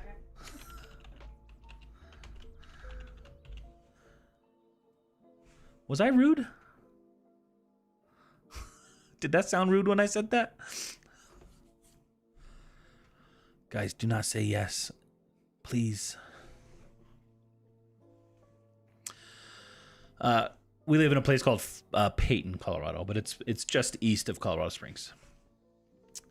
If I have a multi-quantity item and one sells within a week, another item will sell. If I have I read that kind of weird. If I have a multi-quantity item and one sells within a week, another item will sell. Yeah, I think the sale algorithm is like that. And again, that's just I don't have any scientific evidence or proof. Also, I checked that comp for Mountain Hardware. It doesn't really go for much right now. I only know because I listed new tag top today for $25 based on comps. That is true. With it being a year old, the comps could be very different between now and a year ago. I used to wait, but now I want to move things. If If had it a while, I at least make money back. Happy to get it out of there. Yeah. All right. I don't know what the answer is. Oh. About how rude you are. Who voted yes? Did you just check yes? My phone's been here the whole time. She went to the bathroom to check yes. Can you even do it from your phone? You tell me. I know you did. Yeah, okay. Yeah, I had a reality check about Sorrel. It doesn't sell for that much anymore. Hi back, Chris and Kathy. Hello. Hello. All right, let's end this poll. Only because it's so high in my favor. Wait, what? Oh no! I just closed my chat doc.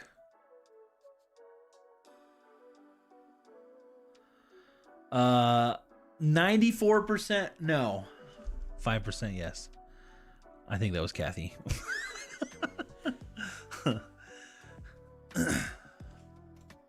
anyone know why this shirt, like, I don't know if all of them say this. This shirt seems like it has MVM. MVM. But, like, it doesn't show through the outside. It's an Marriott FR shirt.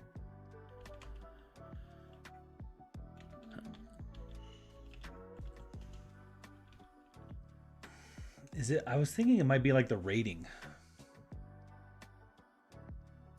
You know how like in your toes on work boots have like the safety toe has a rating?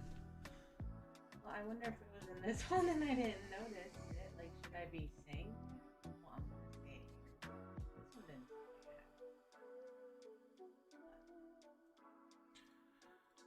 that. Is it denim?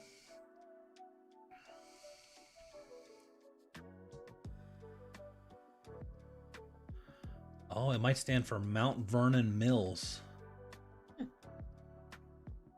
They're partnered with Ariat. And it seems like it's probably the fabric. Mount Vernon Mills, possibly. I think it was just overly enthusiastic. Sounded like an entertainer voice way of saying it. Not rude.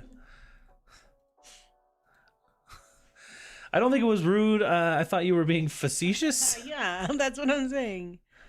Is that... It sounded like you were... Is being facetious not being rude, though? Like acting like it was a dumb question, but it wasn't. Because they were just curious where we are. I mean, it certainly was not intended to be rude. I know that. I live in a small town, so I usually say I live halfway between Dallas and Austin.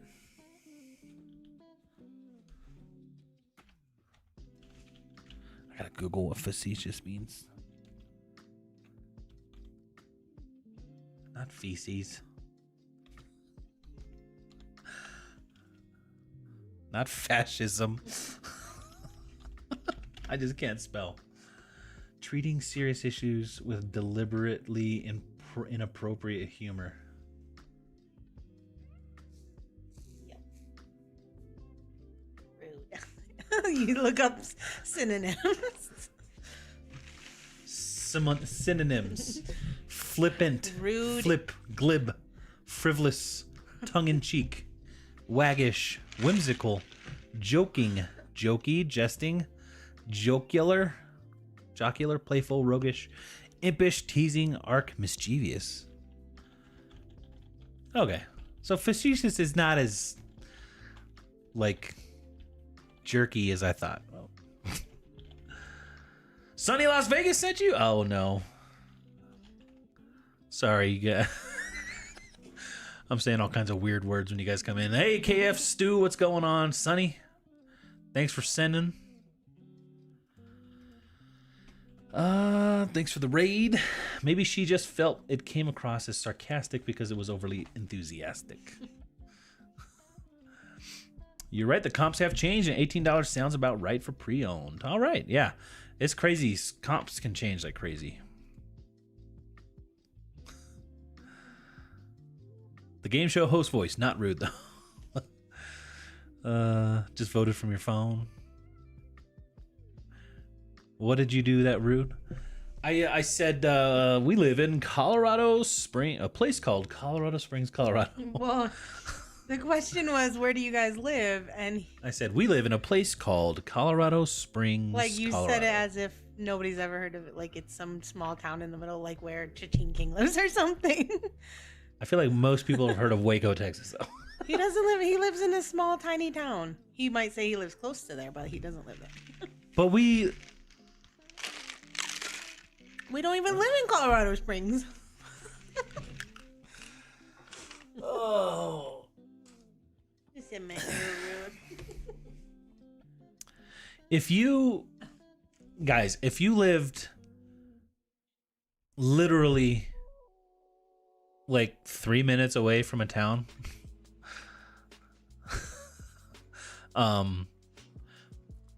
but like not officially in the bounds of that town, like Denver, right? I feel like Denver is a bunch of different towns put together. You got Aurora, you got Thornton, you got all this other stuff. Nobody would admit to living in Denver. Nobody would admit to living in Denver. Who here lives in Denver? Like they would say, I live in Little. I live in. Well, that's because that's how Denver people are. But everybody else is like Denver. But if you don't know that, and you live in Denver, and you tell somebody I live in Aurora, or I live in, I don't know. I'm bored of this conversation. Hey, Sunny Las Vegas sent me. He says hi. Sunny, welcome. How's it going, man? We were just in an argument. We were having a marital spat. Sunny Las Vegas sent me too. Sorry you guys had to see that. Sunny sent me. Awesome. Guys, thanks so much for coming and hanging out with us. Saying hi. I'm sure half of you have left. LOL, that's funny, not rude. Colorado Springs is not small at all. I mean, that was the joke. Like, a little place called Colorado Springs. But not rude. Not rude. Sunny. Hi, Sunny. Hey, guys. Did you finally rent out your old home? Are you still working on it? If so, are you managing it yourself? By the way, I vote not rude. Well, the inside is like almost done. Like I'm to the point of deep cleaning now. So tomorrow I'm going to be going first thing, taking the boys because they don't have school tomorrow. And I'm going to be deep cleaning room by room. I've got a few little things I got to finish up. Like I've got a part for the dishwasher coming. Just little things like that. I got to hang and fix a towel rack. But almost done. And like once it's clean, I'm going to contact, I want to talk to a few property managers. Sit down with Kathy and I and the property managers, figure out who we want to work with. But yeah, we don't want to, as much as I really want to manage it myself, like I don't want to, like we don't have time for that. So we're going to hand it off to a property manager. And then we'll be able to get to work. But welcome in. Not rude. Yes, but more people would recognize Colorado Springs than Peyton. That's why I said it. I know. But you're alive. And we don't even live in Peyton. We live in Falcon. So like, you want to talk about confusing? Peyton and Falcon, it don't make sense. Yes, I say Pittsburgh because nobody's heard of the city, but it's an hour away. Oh yeah, Scott lives in Penelope. That's true. Oddly, Scott's town Penelope is so small that he says he lives near Waco, but it's 30 minutes away. No one's ever heard of Peyton, so it would be appropriate to say you live near Colorado Springs. Thank you for coming over, friends. You can't win with your wife. I know, right? I know. Hey, Sonny and friends. I used to live in Washington, and I would say I lived in Seattle. Even though I lived 45 miles north in Marysville, it's logical. No one outside of Washington knows where Marysville is.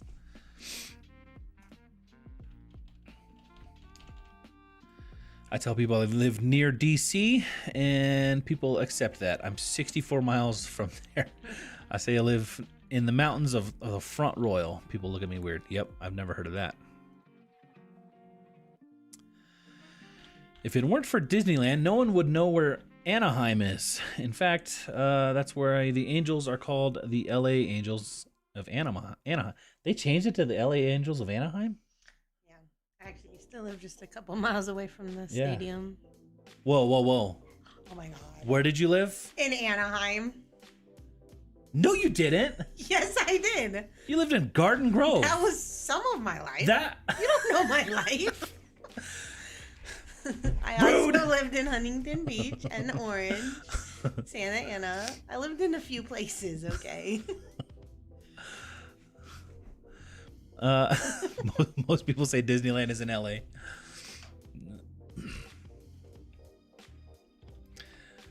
Sunny Las Vegas sent you. Guys, I'm sorry. Sunny should have chosen a better stream. Welcome in. Had a great night. Have a great night, everyone. Bedtime for my twins. It was great listening while listening to you guys. Queen Yuri, good night. Good night to the twins. Thank you so much for hanging out.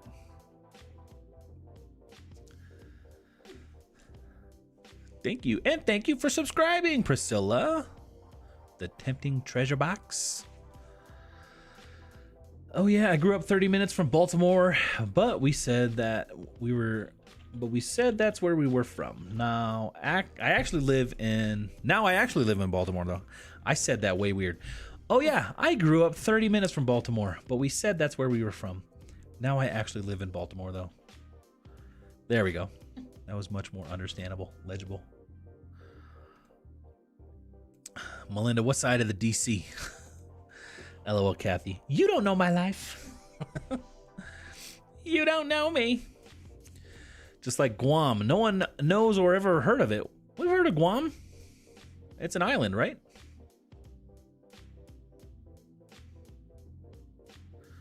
Who doesn't know about Guam? Now, I could not point out Guam on a map, but I know it's an island, and I know it's a U.S. protectorate. And I only know that because we sell on eBay. Yeah, I've only sold to Guam like one time ever. Yeah. Yes, it is. Like, I know the people in Guam can vote in the U.S. elections, right? I don't know.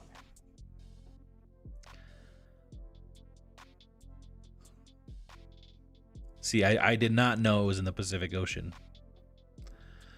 But I knew it's in the ocean. One of the oceans.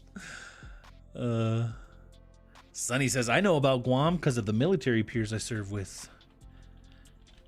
Did my brother serve in Guam? I don't think so. Or was he in Chad? He went to someplace. Is it hot in Guam? No one knows where Seminole is. Did I say that right? So don't feel so bad. Gotta see. Seminole.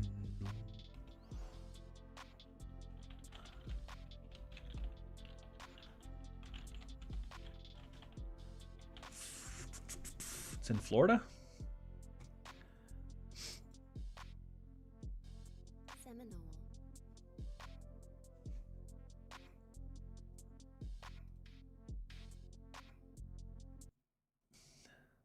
I gotta hear this.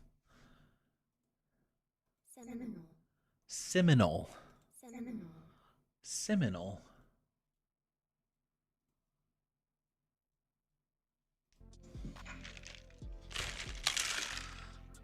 Ping, you would be surprised. Yes, Guam can vote. It's near the Philippines. Okay. I don't know where those are. I don't know where the Philippine Islands are.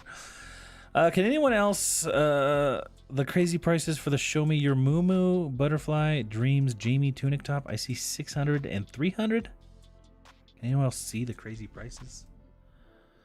What is it? Show me your name. Show Me Your Moo Butterfly Dreams Jamie tunic.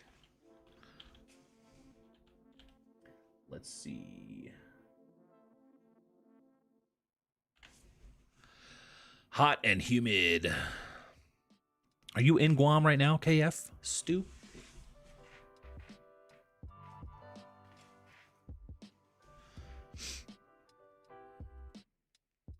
Seminole. Okay, my brother lives in Roanoke, but I don't know that many places in Virginia. LOL, it's in Texas. Guam is in Texas. Melinda says, I served in Bahrain. Never heard of it before going there. I've heard of Bahrain because my dad worked there as a contractor. Well, he worked at the King Khalid something KKMC, King Khalid military camp, and he would go to Bahrain to drink alcohol because it was not allowed. I live in Salida, California. Nobody knows. I know where Salida is because I lived in Modesto. 5 minutes outside Modesto, California. Nobody knows. So I say 45 minutes south of Sacramento. Yeah, I lived in Modesto off of Garrison. We lived on a road called Garrison right in the middle of the orchards. Had a pool. Yeah. Modesto, that's where Lacey Peterson. We talked about Lacey Peterson earlier. That's where she was from. I know. You know? Yeah. I live in Montana now. I just say Montana. That's funny. That's so true too, right? No one else was on. Hello. Sonny, good night. Thank you so much for sending the best. We appreciate you, man. Good night. Oh, wait, no, you're saying good night to Yuri. Sonny, you might be a little bit behind. Make sure you click that live button. I think if it weren't for the military, no one would know about Guam. That might be true. Roanoke is about 3 hours south of me, and my in-laws live down that way. Hey, I know Butte. Butte, Montana. That's about the only place. Butte and Glacier Park. KF says, I know I live in Las Vegas. What about Missoula, Montana? Oh, Seminole, Texas. Is there two Seminole? Yes, thank you for serving, Melinda. Sorry. I should have caught that. The other city starting with a B along the southern border.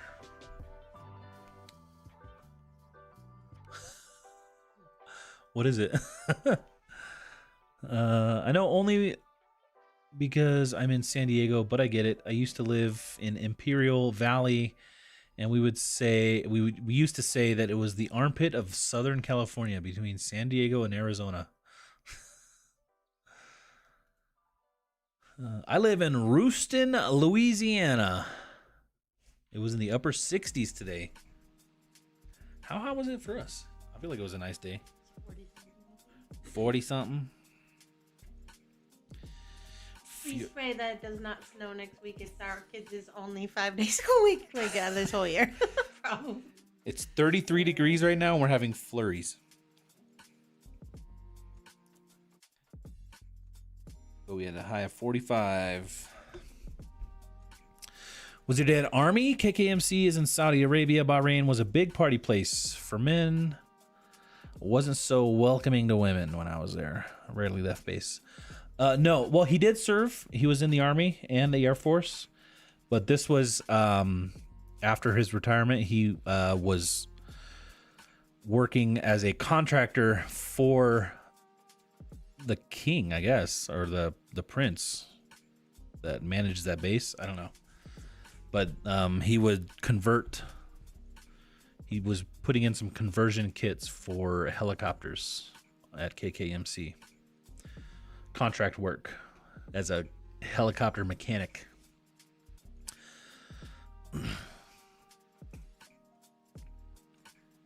He's not doing that now. He's here in Pueblo, Colorado. Glacier is a national park. Yeah. Oh, I know it's a national park, but there's no other place called Glacier. It's not like by a town. Just south of Glacier.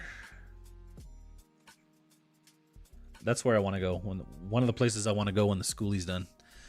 Go check out Glacier. May I ask what your wife is doing?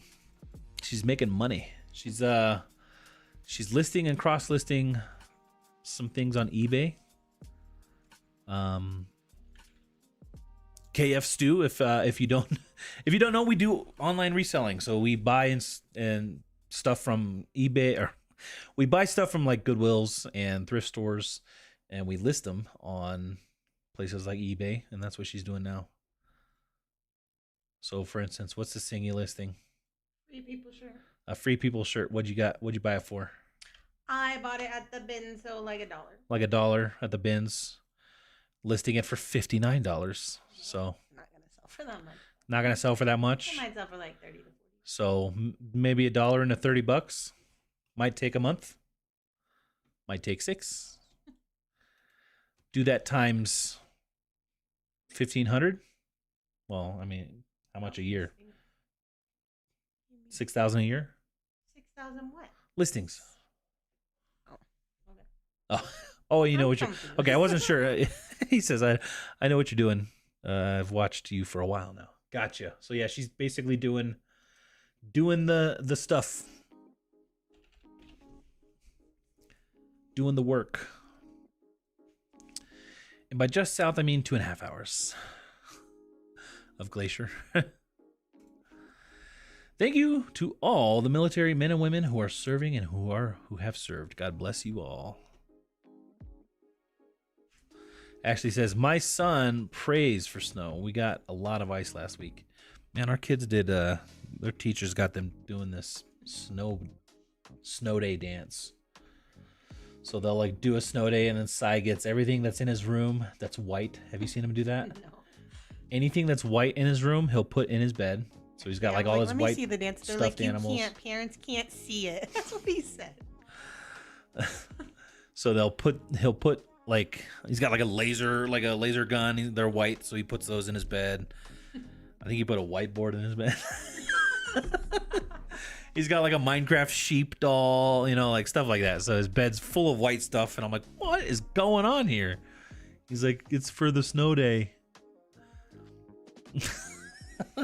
I'm like, okay, whatever. Snuggle your whiteboard. Good luck getting a snow day. And they got a snow day. Yes, thank you for serving and protecting us all. Yep, known for the Peterson case. I think George Lucas was from Modesto. Not sure. Was he? It might have been. When I lived in Modesto, it was the things that American Graffiti was filmed there. I think at the A&W. You didn't live in Modesto. Just kidding. I did. I'm messing with you. I also lived outside of Modesto. I probably already told In you a place where I that live, literally and you nobody's probably ever just heard of. never listened. I lived in a place you probably never heard of. Whoever was in Salida. LaGrange. Lived in a LaGrange. If you know where that is, let me know.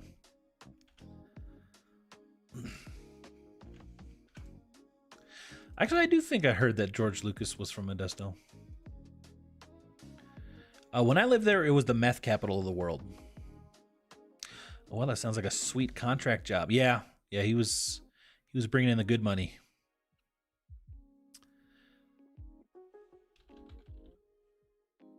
Listing and in her zone. That's exactly right. She gets in her zone. How many have you got listed so far? This will be 20. 20? You're like right at 10 an hour. I mean, that's... No. I know. Rude. Yeah, and I'm chit-chatting barely. Noel says, I'm old and I need to go to bed. Thanks for sharing. It was cool to see your listing process and how you check comps. Noel, good night. Thank you so much for hanging out. I just never seen it. I always seen her, and you show what you got. Yeah. So this is the nitty gritty of getting things listed. So at this point, she'll go and photograph. So you'll go and photograph 30, 40 items. Nah, we don't do all we do is we just put out 2 bids a week. That's all we do. And so she'll draft them, get them ready. But if she's not doing it on the live here, she'll, go to Starbucks, sit down and have a coffee and get listings, lay in our bed, watch, I don't know, One Tree Hill. I was going to say, what boring show you watching while you're doing that?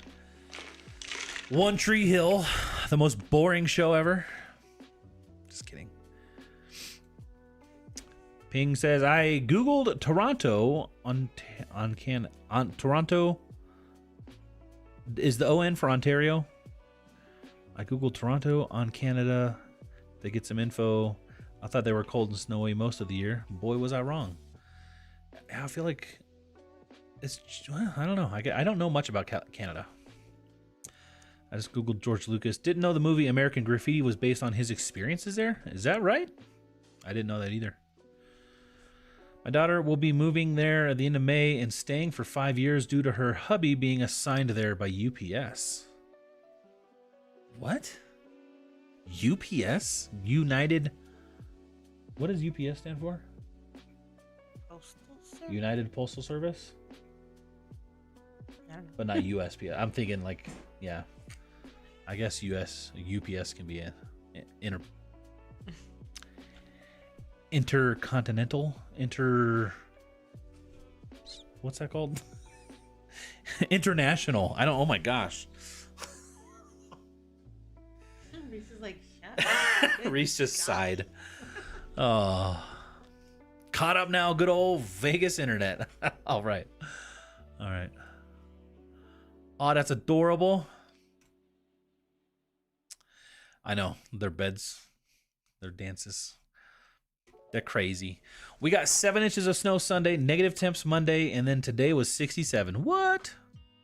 That sounds like Colorado, honestly. Carol, hello. New here, sent over by Sunny. What's your live about? Well, Kathy's cross-listing and listing. So on Thursday nights, we get on at 7 p.m. Mountain Time. We go till about this time. We might go a little bit longer tonight, but... and yeah, Kathy just works on listing. We answer any questions that people have about reselling. We joke. We make fun of me a lot. It's okay. I can take it. Reese just lays there. He's fluffing his bed. Where you go, boy? And then afterwards, he gets carrots. Not right now. I want some popcorn. After. Yeah, that's what we do. How'd you both end up in Colorado? How'd you end up in Colorado? Wouldn't you like to know? You even know? Your mom met a guy on a bus, That's true. and he said, "Hey, let's move to Colorado." He said it just like that too. You know, dear, I think we should move to Colorado. There's gold in them hills. No. Yes, my mother's husband. We don't. We call him my mother's husband. Yeah. Got a job out here. I was 7th grade. Yeah. He got a job. Well, that's why. That's surprising. I think by the time we got out here, he didn't have that job no more. The whole time I've known him, he's never had a job. I was brought out here by my parents when my dad was in the Army. He got stationed here at Peterson, and he retired the Army and went to the Air Force out of, no, not Peterson. He got stationed Fort Carson at the Army base, and then he retired Army and then started working for the Air Guard out of Peterson, and then he retired there. And then he got a job in California. And that was my sophomore year, like in between freshman and sophomore. and so he got a job in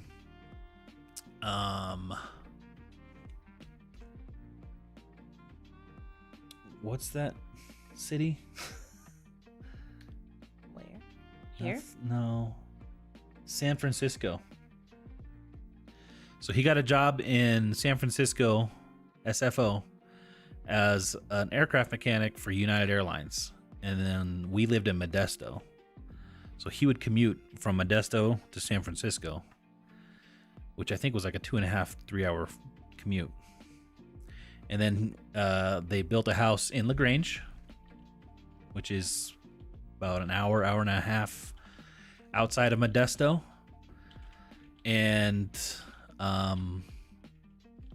yeah, so was there for 3 years. Then I moved back here because I hated it. My parents moved me away from my friends. So I moved back when I was 18. Hung out with my friends. My friends went to Kathy's church. That's where we met. LaGrange, Texas? I think there is one in Texas. Quick question. Do you first list on List Perfectly, then fill out your spreadsheet, or do you fill out your spreadsheet right after you buy? In other words, how do you keep track of your inventory? So that was the thing that made us, that's what made me want to stop doing the spreadsheet, is it takes so long to type it all in. I guess I technically still type it in, but yeah, I copy and paste what I'm doing here on List Perfectly into the spreadsheets. Before I was like, before I did any listing, I would just sit there with the bag of stuff and type each individual item in, and then I was then retyping it again later to do listings, which made no sense. Yeah. So basically, I would just be like copy and then put a line in the spreadsheet and then add a location after I get back from the store. So really, like if you scroll, where's it at? What? I'm trying to see. It's somewhere on there where you would be putting your inventory location on List Perfectly.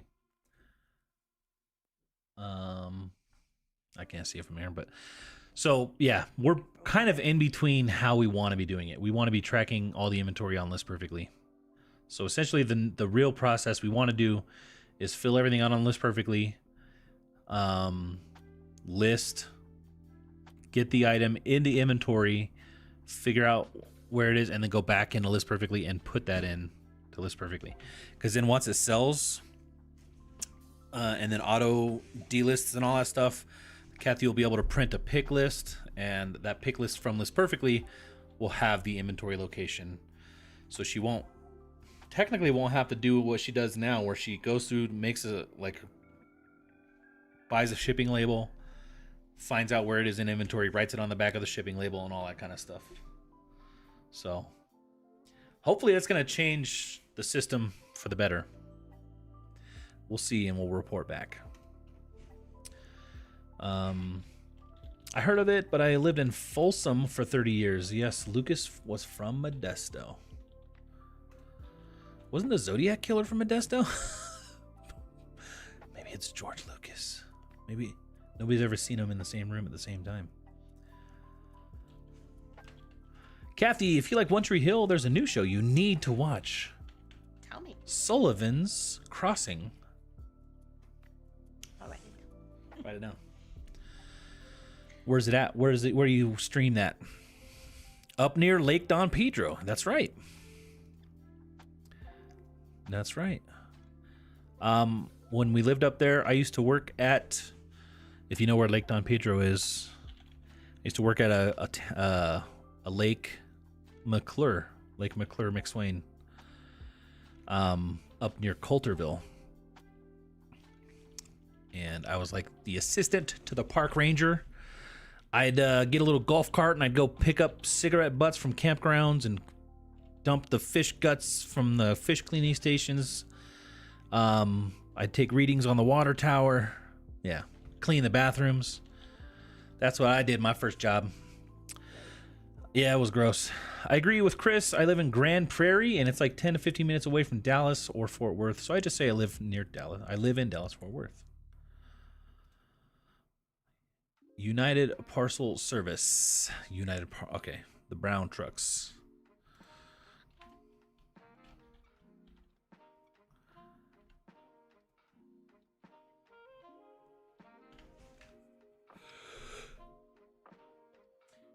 That just reminded me. I sold those. Ooh, this is not the same brand, but You sold the cross country? you see my sale? Yeah, you didn't tell me. Good job.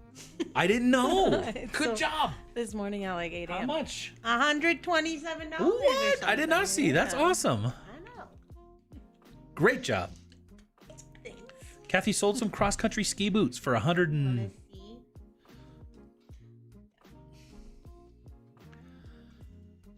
We're lucky if we can get a little rain. Doggy doing turnaround down.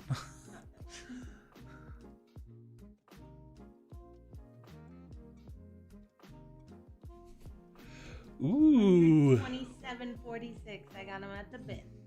that's nice. That is nice. Do you have a certain number of items that you try and get listed per day? So Or like per week. 100. yeah. This year, Kathy has kind of unrestricted herself. Like, she's much more like, if I get to it, I would like to do this. 100 a week. Last year, she was holding herself to that too rigid, I think she would say. Yeah. So she's giving herself a little bit of grace this year. If it doesn't happen, it doesn't happen. But it has happened, right? Because I'm making sure. Because you're not giving yourself grace. It's her New Year's resolution to give herself some grace. She's working on it. Good night, Mandy. Appreciate you so much. Have a great week. When you check comps and they're all over, do you list high or low or go midway? I've never know which way to go. Yeah, what do you? I mean, here's the thing where I would love to figure out Kathy's algorithm in her I head. don't know how to answer. It's whatever way the wind's blowing at the time. For Kathy, there might be some better answer, but I don't know. I feel like there's something that depends on if you've had good sales with that thing in the past. You'd probably list it a little bit higher. You'd probably be more confident in your pricing. I mean, I feel like it depends on how many are listed. Like if there's only 10 items, I'm like, my photos are better than these, so I'm gonna list it maybe a Photo little quality, bit yeah, higher. yeah, that can weigh in. So promote 3%. So like you can tell if other people are promoting. That would mean mine will just show up first, even if it costs a little bit more. So I don't know. Yeah, I also have a sale running, so I'm like taking that into account with my price to begin with. Also knowing I'm gonna send an offer. Also knowing I got everything from the bins pretty much now, and it yeah. didn't cost me a whole lot. So I don't know. Like it depends. Yeah. I don't have an answer. Sometimes high end, sometimes low end. It depends. Mostly based on condition, I would say probably. Have you guys ever used Vendu? We have not. We've not. We've used List Perfectly since beta. We kind of got on the beta, and we've used it basically every day since.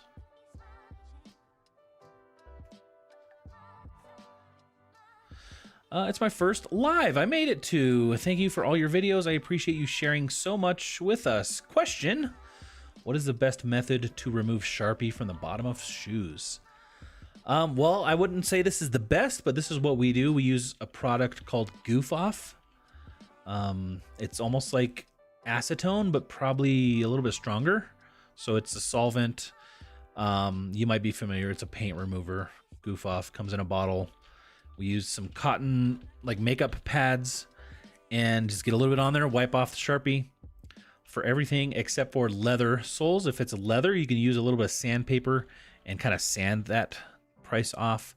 But for the most part, I would say Goof Off for everything else other than leather, and it probably gets off 95% of. Sometimes there's just nothing you could do, and if you can't get it off, we just cover it with like mark over it with more Sharpie, and then just have a little black spot under the shoe. If it's like a silver Sharpie, it will always come off. I feel like the silver markers come off all the time. If it's like a pen, like a ballpoint pen, sometimes that bleeds into the sole. That's the ones that are hard for us to get off sometimes. But yeah, that's what we do. We used to do like, oh, we've got this for that, this for that, this for that, and had like 10 different products. We just simplified it and went to Goof Off. We buy it by like 3 bottles at a time. And yeah, that's what we do.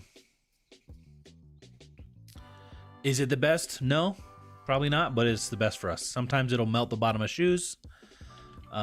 So be careful, but yeah.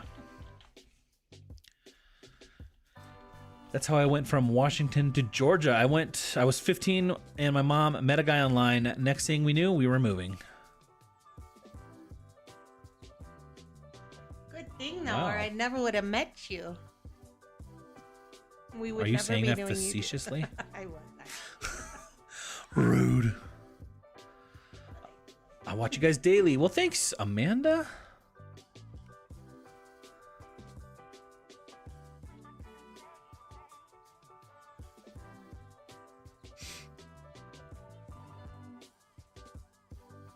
Kelly, walk a lot. That's how you get the Sarby off. A goof off is easier than walking. Do you all do as advertised listings? Do you all do advertised listings? If so, what do you set it at? Like promoted listings? Yeah. Kathy just lists everything on eBay promoted at 3%. We've had eBay say that that's not smart, but it's worked for her.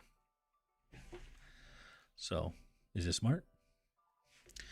Ben says, I thought LaGrange was a ZZ Top song. I'm sure I've made this joke here before.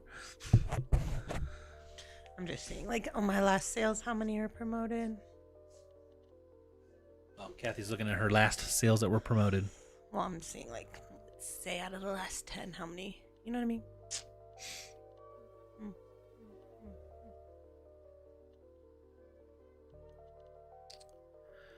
I use the seller notes when I upload photos to List Perfectly. Then when I draft later, I can enter that number into the cost of goods. I use List Perfectly for my accounting and my SKU magic. That's awesome. Well, like, out of the last 10, 3 were promoted, but 2 were viewer sales. So I would take those out. So 8. 3 out of 8. 3 of 8 were promoted? Yeah. Like, sold via promoted. Okay. So the way the eBay promoted listings work the old way, the way that Kathy does it, 3% for everything, you don't pay that unless it sells through promoted. So on the 3 of 8 of the last 8 sales that sold, 3 of them were more promoted, so those 3 cost 3%. It's like it can't hurt, right? It's just like, Right. if it sells, you pay a little more. You sold something. So. Right. Sullivan's Crossing is on CW. I use Roku and just have the CW app. It's Chad Michael Murray's new show. I heard he's kind of a douche. You skipped my comment? I did not.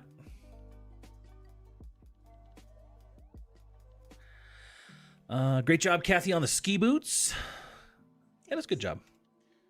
I went over here, so now on my list. I'm reading about Sullivan's Crossing. Oh. Awesome sale. Can't believe those made it to the bins. Oh, so much good stuff at the bins. This week has been pretty good. I went 2 times already. And Camille made me have FOMO because she's like, were you here yesterday? It was so good. And I was like, oh. No, I gotta go every day. Yeah. I mean, you can. I know. How many did you say you list or used to list per day? So she tries to do 100 a week. It's more of a week number. But yeah, Because our basically schedule's 20 a random and day. our kids have 2, 3, 4 day school weeks every Yeah. other weekend. So if it was 5 days a week, it'd be 20 a day. Depends on the sell-through for me. High sell-through, higher price. Low sell-through, a bottom of the barrel. Resellers to resellers, hello. How's it going? Hi to you. Don't forget to thumbs up. Congrats on the pricey boot sale. Hi, everyone from Texas. What about us from Colorado? How's it going, Becky? Goof Off, such a great marketing name. You should reach out and get a sponsorship. Ooh, not after saying it's not the best. Well, I mean, it is very good at getting stuff. It is very good at getting it off. But I don't know if they'll. I don't know if they'd want to sponsor us. Let us know, Goof Off. What do you do in your lives? On our Thursday night lives, Kathy does some listing. And I'm here for social commentary. I kind of read her questions. I kind of joke around a bit. I get distracted by things. Yeah, just kind of, that's what we do. Kathy does her listings. In the last 2 hours, she's got 20 listings up. And that's what we do. We all just hang out, list and chill, talk about food. That's right. We didn't talk too much about food tonight, did we? I'm trying to think, did we? I want some popcorn. Popcorn. GP is growing into entertainment district ever since we got an IKEA, and a lot of the places are going up. Let's see. If you have an item that has its original tag, do you list that for the same price, cheaper, or higher? This is my pricing dilemma. So if you have a new tag, do you list it for the same price, cheaper, or higher Like than the comps? You can check and see if there's any new comps. I would try to compare it to new tag. If there's only used listed and nothing new with tag, you can try and list it higher, kind of feel it out. But I would say almost definitely, even though it's new with tag, you probably will not, probably will not get like what the store got for that new with price, new with tag price, the retail price. There's still like, I guess there's no real answer to that. It would be a very item specific item. Or answer, but I would try to list higher, maybe try 20% as a starting point, higher than those sold comps and of the used ones. Unless it's, out of the, like a specific item, if it's a highly collectible, highly sought after kind of thing, you might be able to demand more. If its sell-through rate's pretty low, typically, then you probably won't get more, even though it's new. So again, it's very different based on the item itself.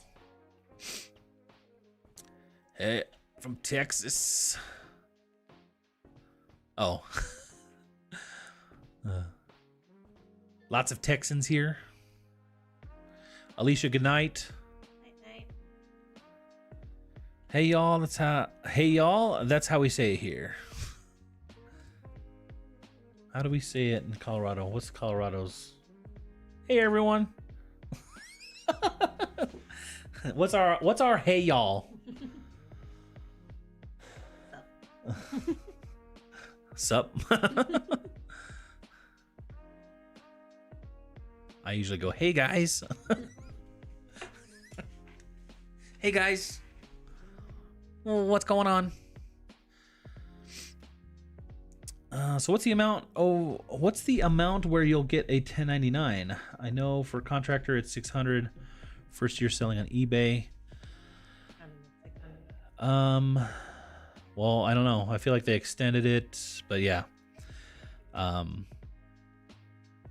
Either way, it doesn't, like, the legal answer is it doesn't really matter, because you should be kind of recording that for yourself anyway. Even if you don't get a 1099, you're kind of like obligated to pay that anyway. But I don't know. I don't know the official answer. I feel like it got delayed, the whole 600 for everything, but I don't remember. Sorry, missed it. If you guys have ever used Vendoo, we have not. We've never used Vendoo. We've only used List Perfectly. It's like a work party. We all work, or most maybe work while we listen to you both. I get inspired to work when I watch you both. Well, that's good. The inspirational show.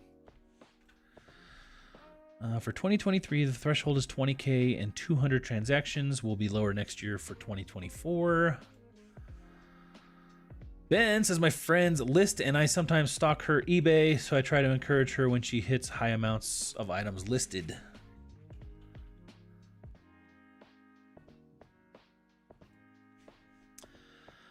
I got 5 listings done the last hour. I get distracted easily. Also, I can't find comps for this stuff.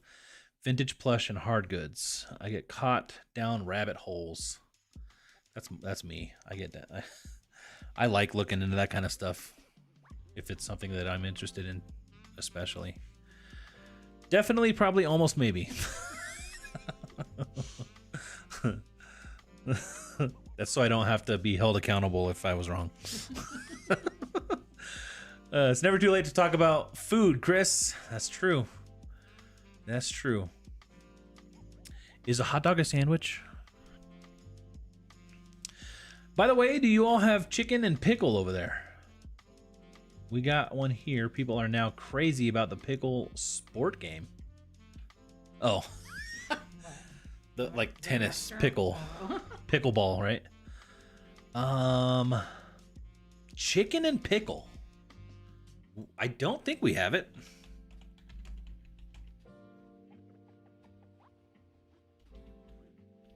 Maybe there's one in Denver?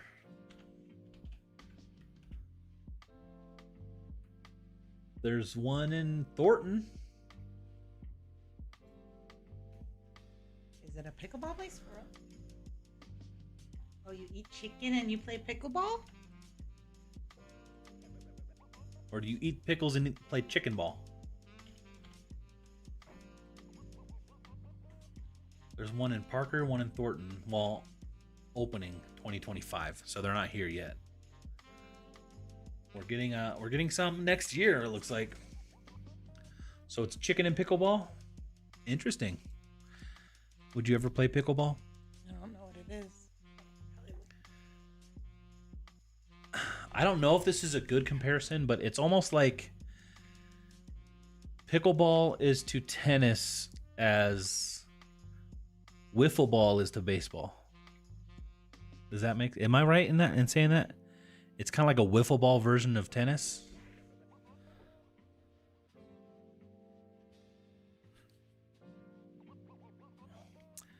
Might have to check your state. Some states have 600 threshold already. Uncle Sam wants that $1 if you made $1. Like, they want it right off the bat. Maryland, for example, had the 600 threshold, so I've been getting them for years, and I think it's a handful of other states that have the 600 threshold. In California. Becky, yipes, you're in Toronto, tornado country. I'm in Waco. Do you do your photos on phone or on a camera? Do you retouch on your phone with a photo editing app or on your computer? So you photograph with your phone. Do you retouch?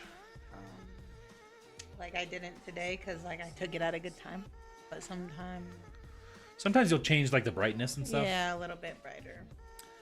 But then in List Perfectly, I usually just edit the first photo to be completely white in the background. Yeah, List Perfectly has Photo Room incorporated, so we can just use Photo Room. I'll leave the rest like normal lighting. This was bad lighting yesterday. Yeah. Today, I took pictures at like 5 p.m., so it was already dark, and then the lights that go up on the ceiling make it look really good. Lights linked in the description. They're actually really good lights for as cheap as they are. But yeah, we don't retouch, and basically from her phone, she just uploads straight to List Perfectly, creates drafts from her phone.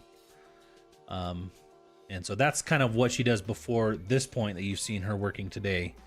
So it'll be just a empty listing on List Perfectly with just the photos. So then she'll come to the computer, add in everything, edit that first photo to have the white background if she wants, so on and so forth. Well, I did 25 now. 25! Leave or go. Less than 2.5 hours. All right, hot dog is not a sandwich. Why not? Maybe Pink can tell you then. She lives in California. I thought it was literally eating chicken with pickles. Like chicken and waffles. And then I saw the quartz and I was surprised. I mean, honestly, when you said chicken and pickles, that's what I was thinking. Like, I mean, I like chicken sandwich with pickles, but I want other stuff too. Like pickles are not the focus, but now that you say pickleball, I get it. 20K here, but regardless, I have EA do my taxes, and I've been since 2000 when starting on eBay. Yeah, it's like even though 20,000 is the threshold, I mean, you should still be paying the taxes on that. Really. How did you and Kathy meet? We met at youth group at a church. At a bar. At a bar. Like, we literally got married when I was 19. We couldn't have even been at the bar yet. We met at church.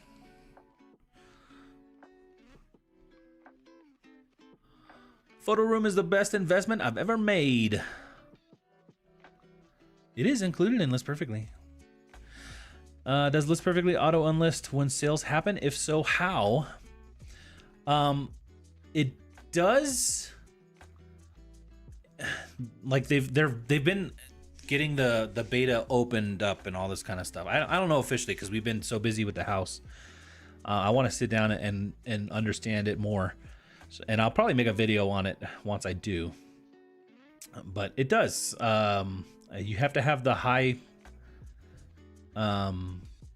plan. I mean, it costs to do it, but it does do it. I don't know how it does it. I don't know the logistics. Becky loves LP. I'm currently only selling on Poshmark, but I want to expand to eBay with List Perfectly. Would you suggest I learn eBay on its own first before List Perfectly, or just jump into both? Honestly, I would probably just, use List Perfectly to cross list to eBay. Like Kathy never really lists on eBay alone. You do it all through List Perfectly. Now if she had to do something on eBay, she could, but it would take longer. I do think listing through List Perfectly is faster for her, but some people have success doing like self-similars through eBay, but $821 listed. so she got $821 listed on this live. Earlier today I did 10 for $300. Wow. Well, $1,100 for the day. Yup. And Now that's expected. Like now I only need to list 5 more to be done with my 100 for the week. yeah, and tomorrow's Friday. It is, and I already have 5 here drafted. So all I have to do tomorrow is bag up all the stuff I've listed all week because it's in our living room. Now you gotta do the even more nitty-gritty stuff. I'd say I'd try to do it with List Perfectly, because I think it's like if that's what you want to do anyway, you might as well learn it that way. It's almost like kind of defeats the purpose to learn it another way. If you ever need to do it the other way, you can always relearn it, I guess. But yeah, I would try to do it with List Perfectly. Just expand from Poshmark. If you're using List Perfectly already, it'll be easy. You could just go from your List Perfectly catalog to eBay. But if you're just on Poshmark and you want to start using List Perfectly, you could just go on, get List Perfectly, cross-post your Poshmark listings to List Perfectly, and then cross-post those to eBay. And then if you get the auto delisting, then it would all be synced up and stuff. But then from that point, once you start doing that, you're going to want to list from List Perfectly, like Kathy's doing, and then you can go straight out to Poshmark and eBay at the same time. Kind of saves you a little bit of time there, and more importantly, I think the photo quality is better. Sometimes if you go from, we've experienced it in the past. I don't know if it's changed, but Poshmark's photo quality is lower quality than eBay's. So if you upload your photos to Poshmark and then copy that lower quality photo to eBay, it kind of can look bad. So they might have fixed that or changed it, but that might be something you could run into. So we find it best to upload to List Perfectly. Is my screen still up? Yeah, you want me to change it? A couple labels. So if you if you go straight to List Perfectly, that's how you get the highest quality photo to copy from, because List Perfectly has like a higher resolution photo than anywhere else you will cross post to. So then you go to List Perfectly, and then you go out to and then it'll do the photo however it needs to for the platforms.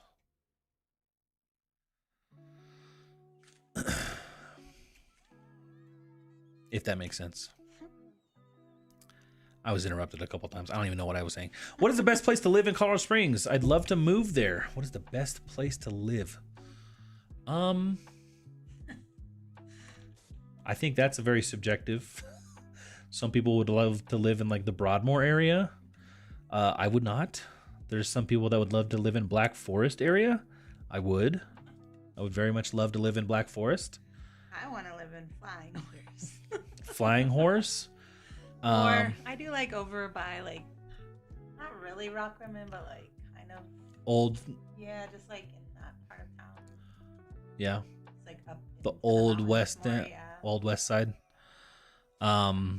So it's very subjective.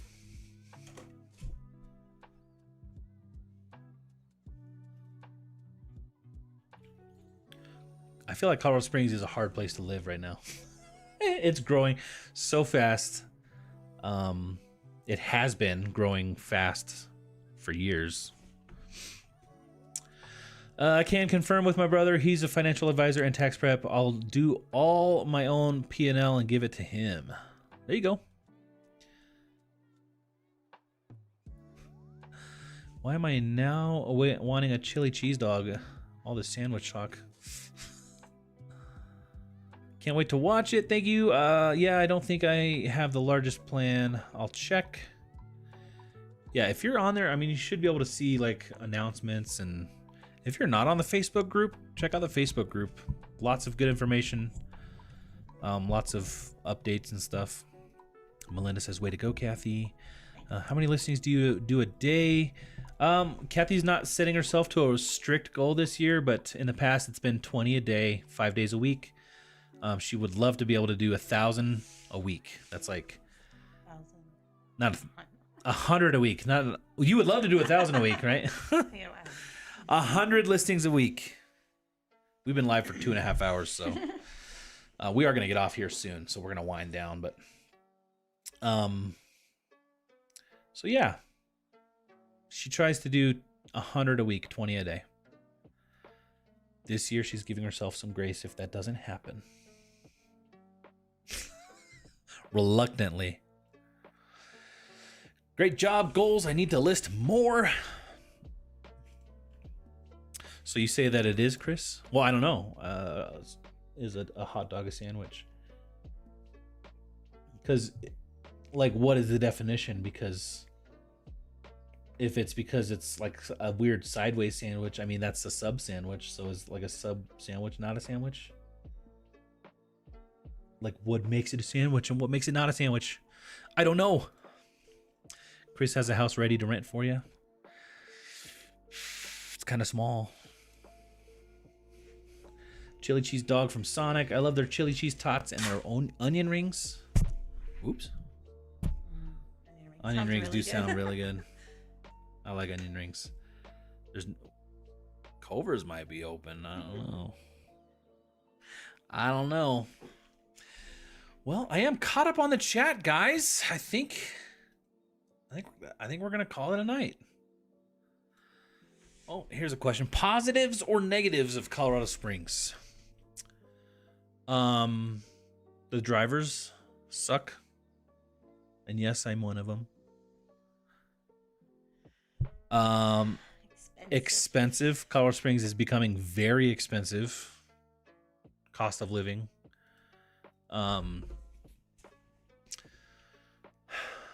Some people hate the weather, but I like the weather. So it depends on if you like snow or hate snow. But we get a lot of sunny days. We get a lot of wind though. I don't like the wind. Like, I would give up the wind and take 3 times as much snow as we get if it meant we didn't have any wind. Every place is getting crowded. I'm in Maryland, and there's a ton of apartment buildings and townhouses going up. Yeah, like we were saying earlier, we live kind of out east, which is becoming the most developed area, like the newly developed area around Colorado Springs.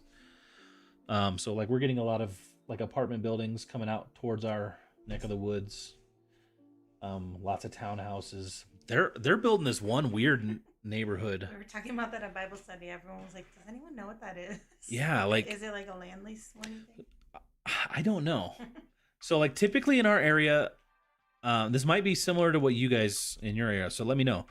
But typically when they're building like a new neighborhood, like these big developers coming in and building a lot of homes, they'll plot out all the land and they'll have like streets before they put any houses up. So they'll do streets and utilities and all that. And then they'll sell off the lots custom to have people build the houses. There's this one neighborhood, they are putting in prefabricated homes. So like not technically like trailers, but they kind of like look like they're like the long, narrow, like looks like a mobile home. But they're stick built and all that kind of stuff. But they're in some weird configurations. They're putting them on top of each other. Like there's 2-floor trailer home looking things. They're doing some double wide, some single wide, double tall. But the weirdest thing is they did not put any streets in. It's all on dirt, which is what's weird to me. But it's also in a part of town that I would think would be very expensive, because it's right off a main stretch, and I don't know. Would you think it'd be expensive? Like, gotta be a land lease, right? I wonder if I could see how much they're selling them for. Realtor.com.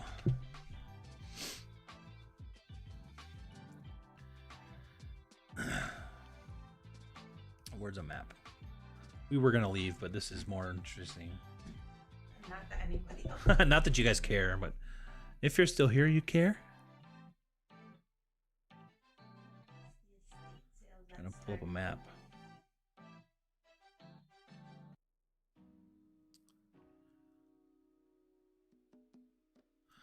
Jen says, I remember houses here in Dallas Fort Worth in a reasonable area were in the hundreds.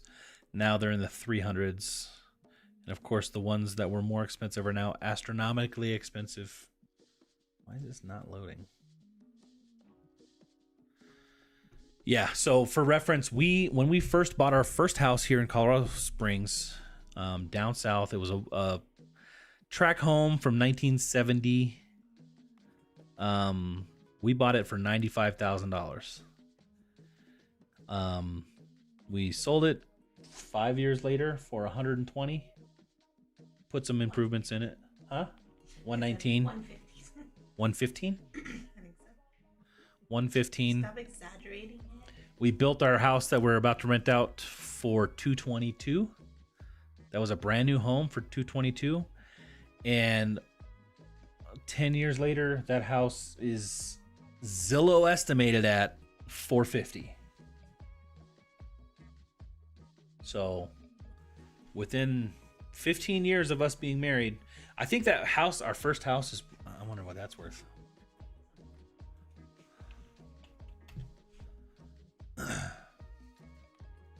Realtor.com is not working.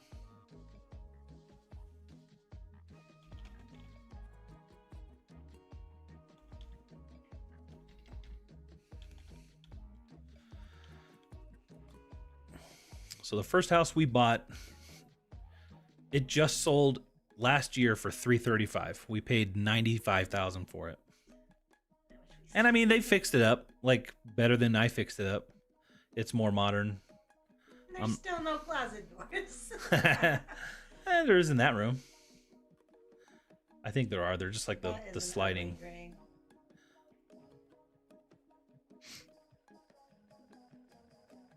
I mean, the house is not worth $330. The kitchen cabinets look like IKEA. Like, I mean, I'd share it with you if it didn't have the address, because I don't. That's kind of. But yeah, so it was a 3-bed, 2-bath, 1194 square feet. The garage was converted to living space. Before it had the garage, it was probably a 900 square foot home. So 1200 square foot for 335. And it's on, how big is the lot? It was on a quarter acre, 6,000 square feet. So small lot. Now I want to see if I can find those houses.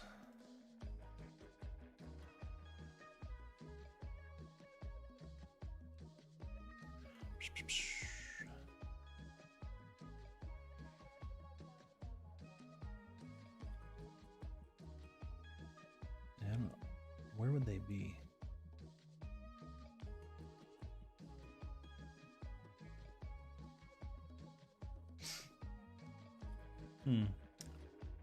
I'm not seeing anything for them on Zillow. They will. I mean, those apartments and stuff fill up so quick. Curious how much apartments like are. Like I feel like our house is gonna rent for like what those apartments are probably gonna rent for. When we first got married, our first apartment, 1-bedroom apartment in a nice part of town. 685. Was it 685? Our 650. mortgage was less. Our mortgage was 650. Uh-huh. Yeah, our apartments were more than our.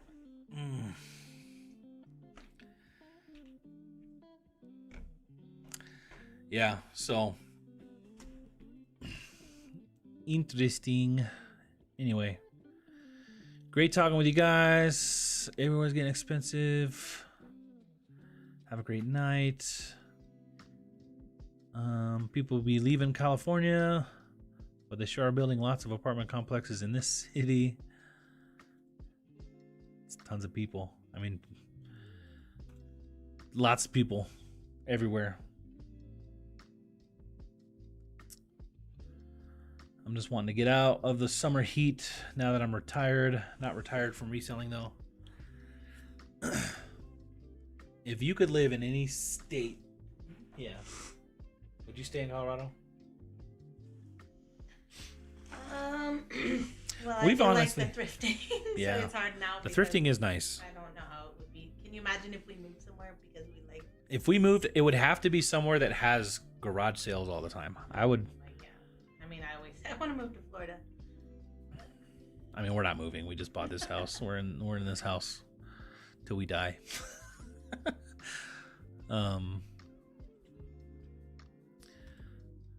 But yeah. Do you live near a university or something? Maybe that weird place. It's not. I mean, UCCS is at least 40 minutes, 30 minutes drive. It's just we live in the only part of town that is being developed, like with new houses on lots, like new neighborhoods.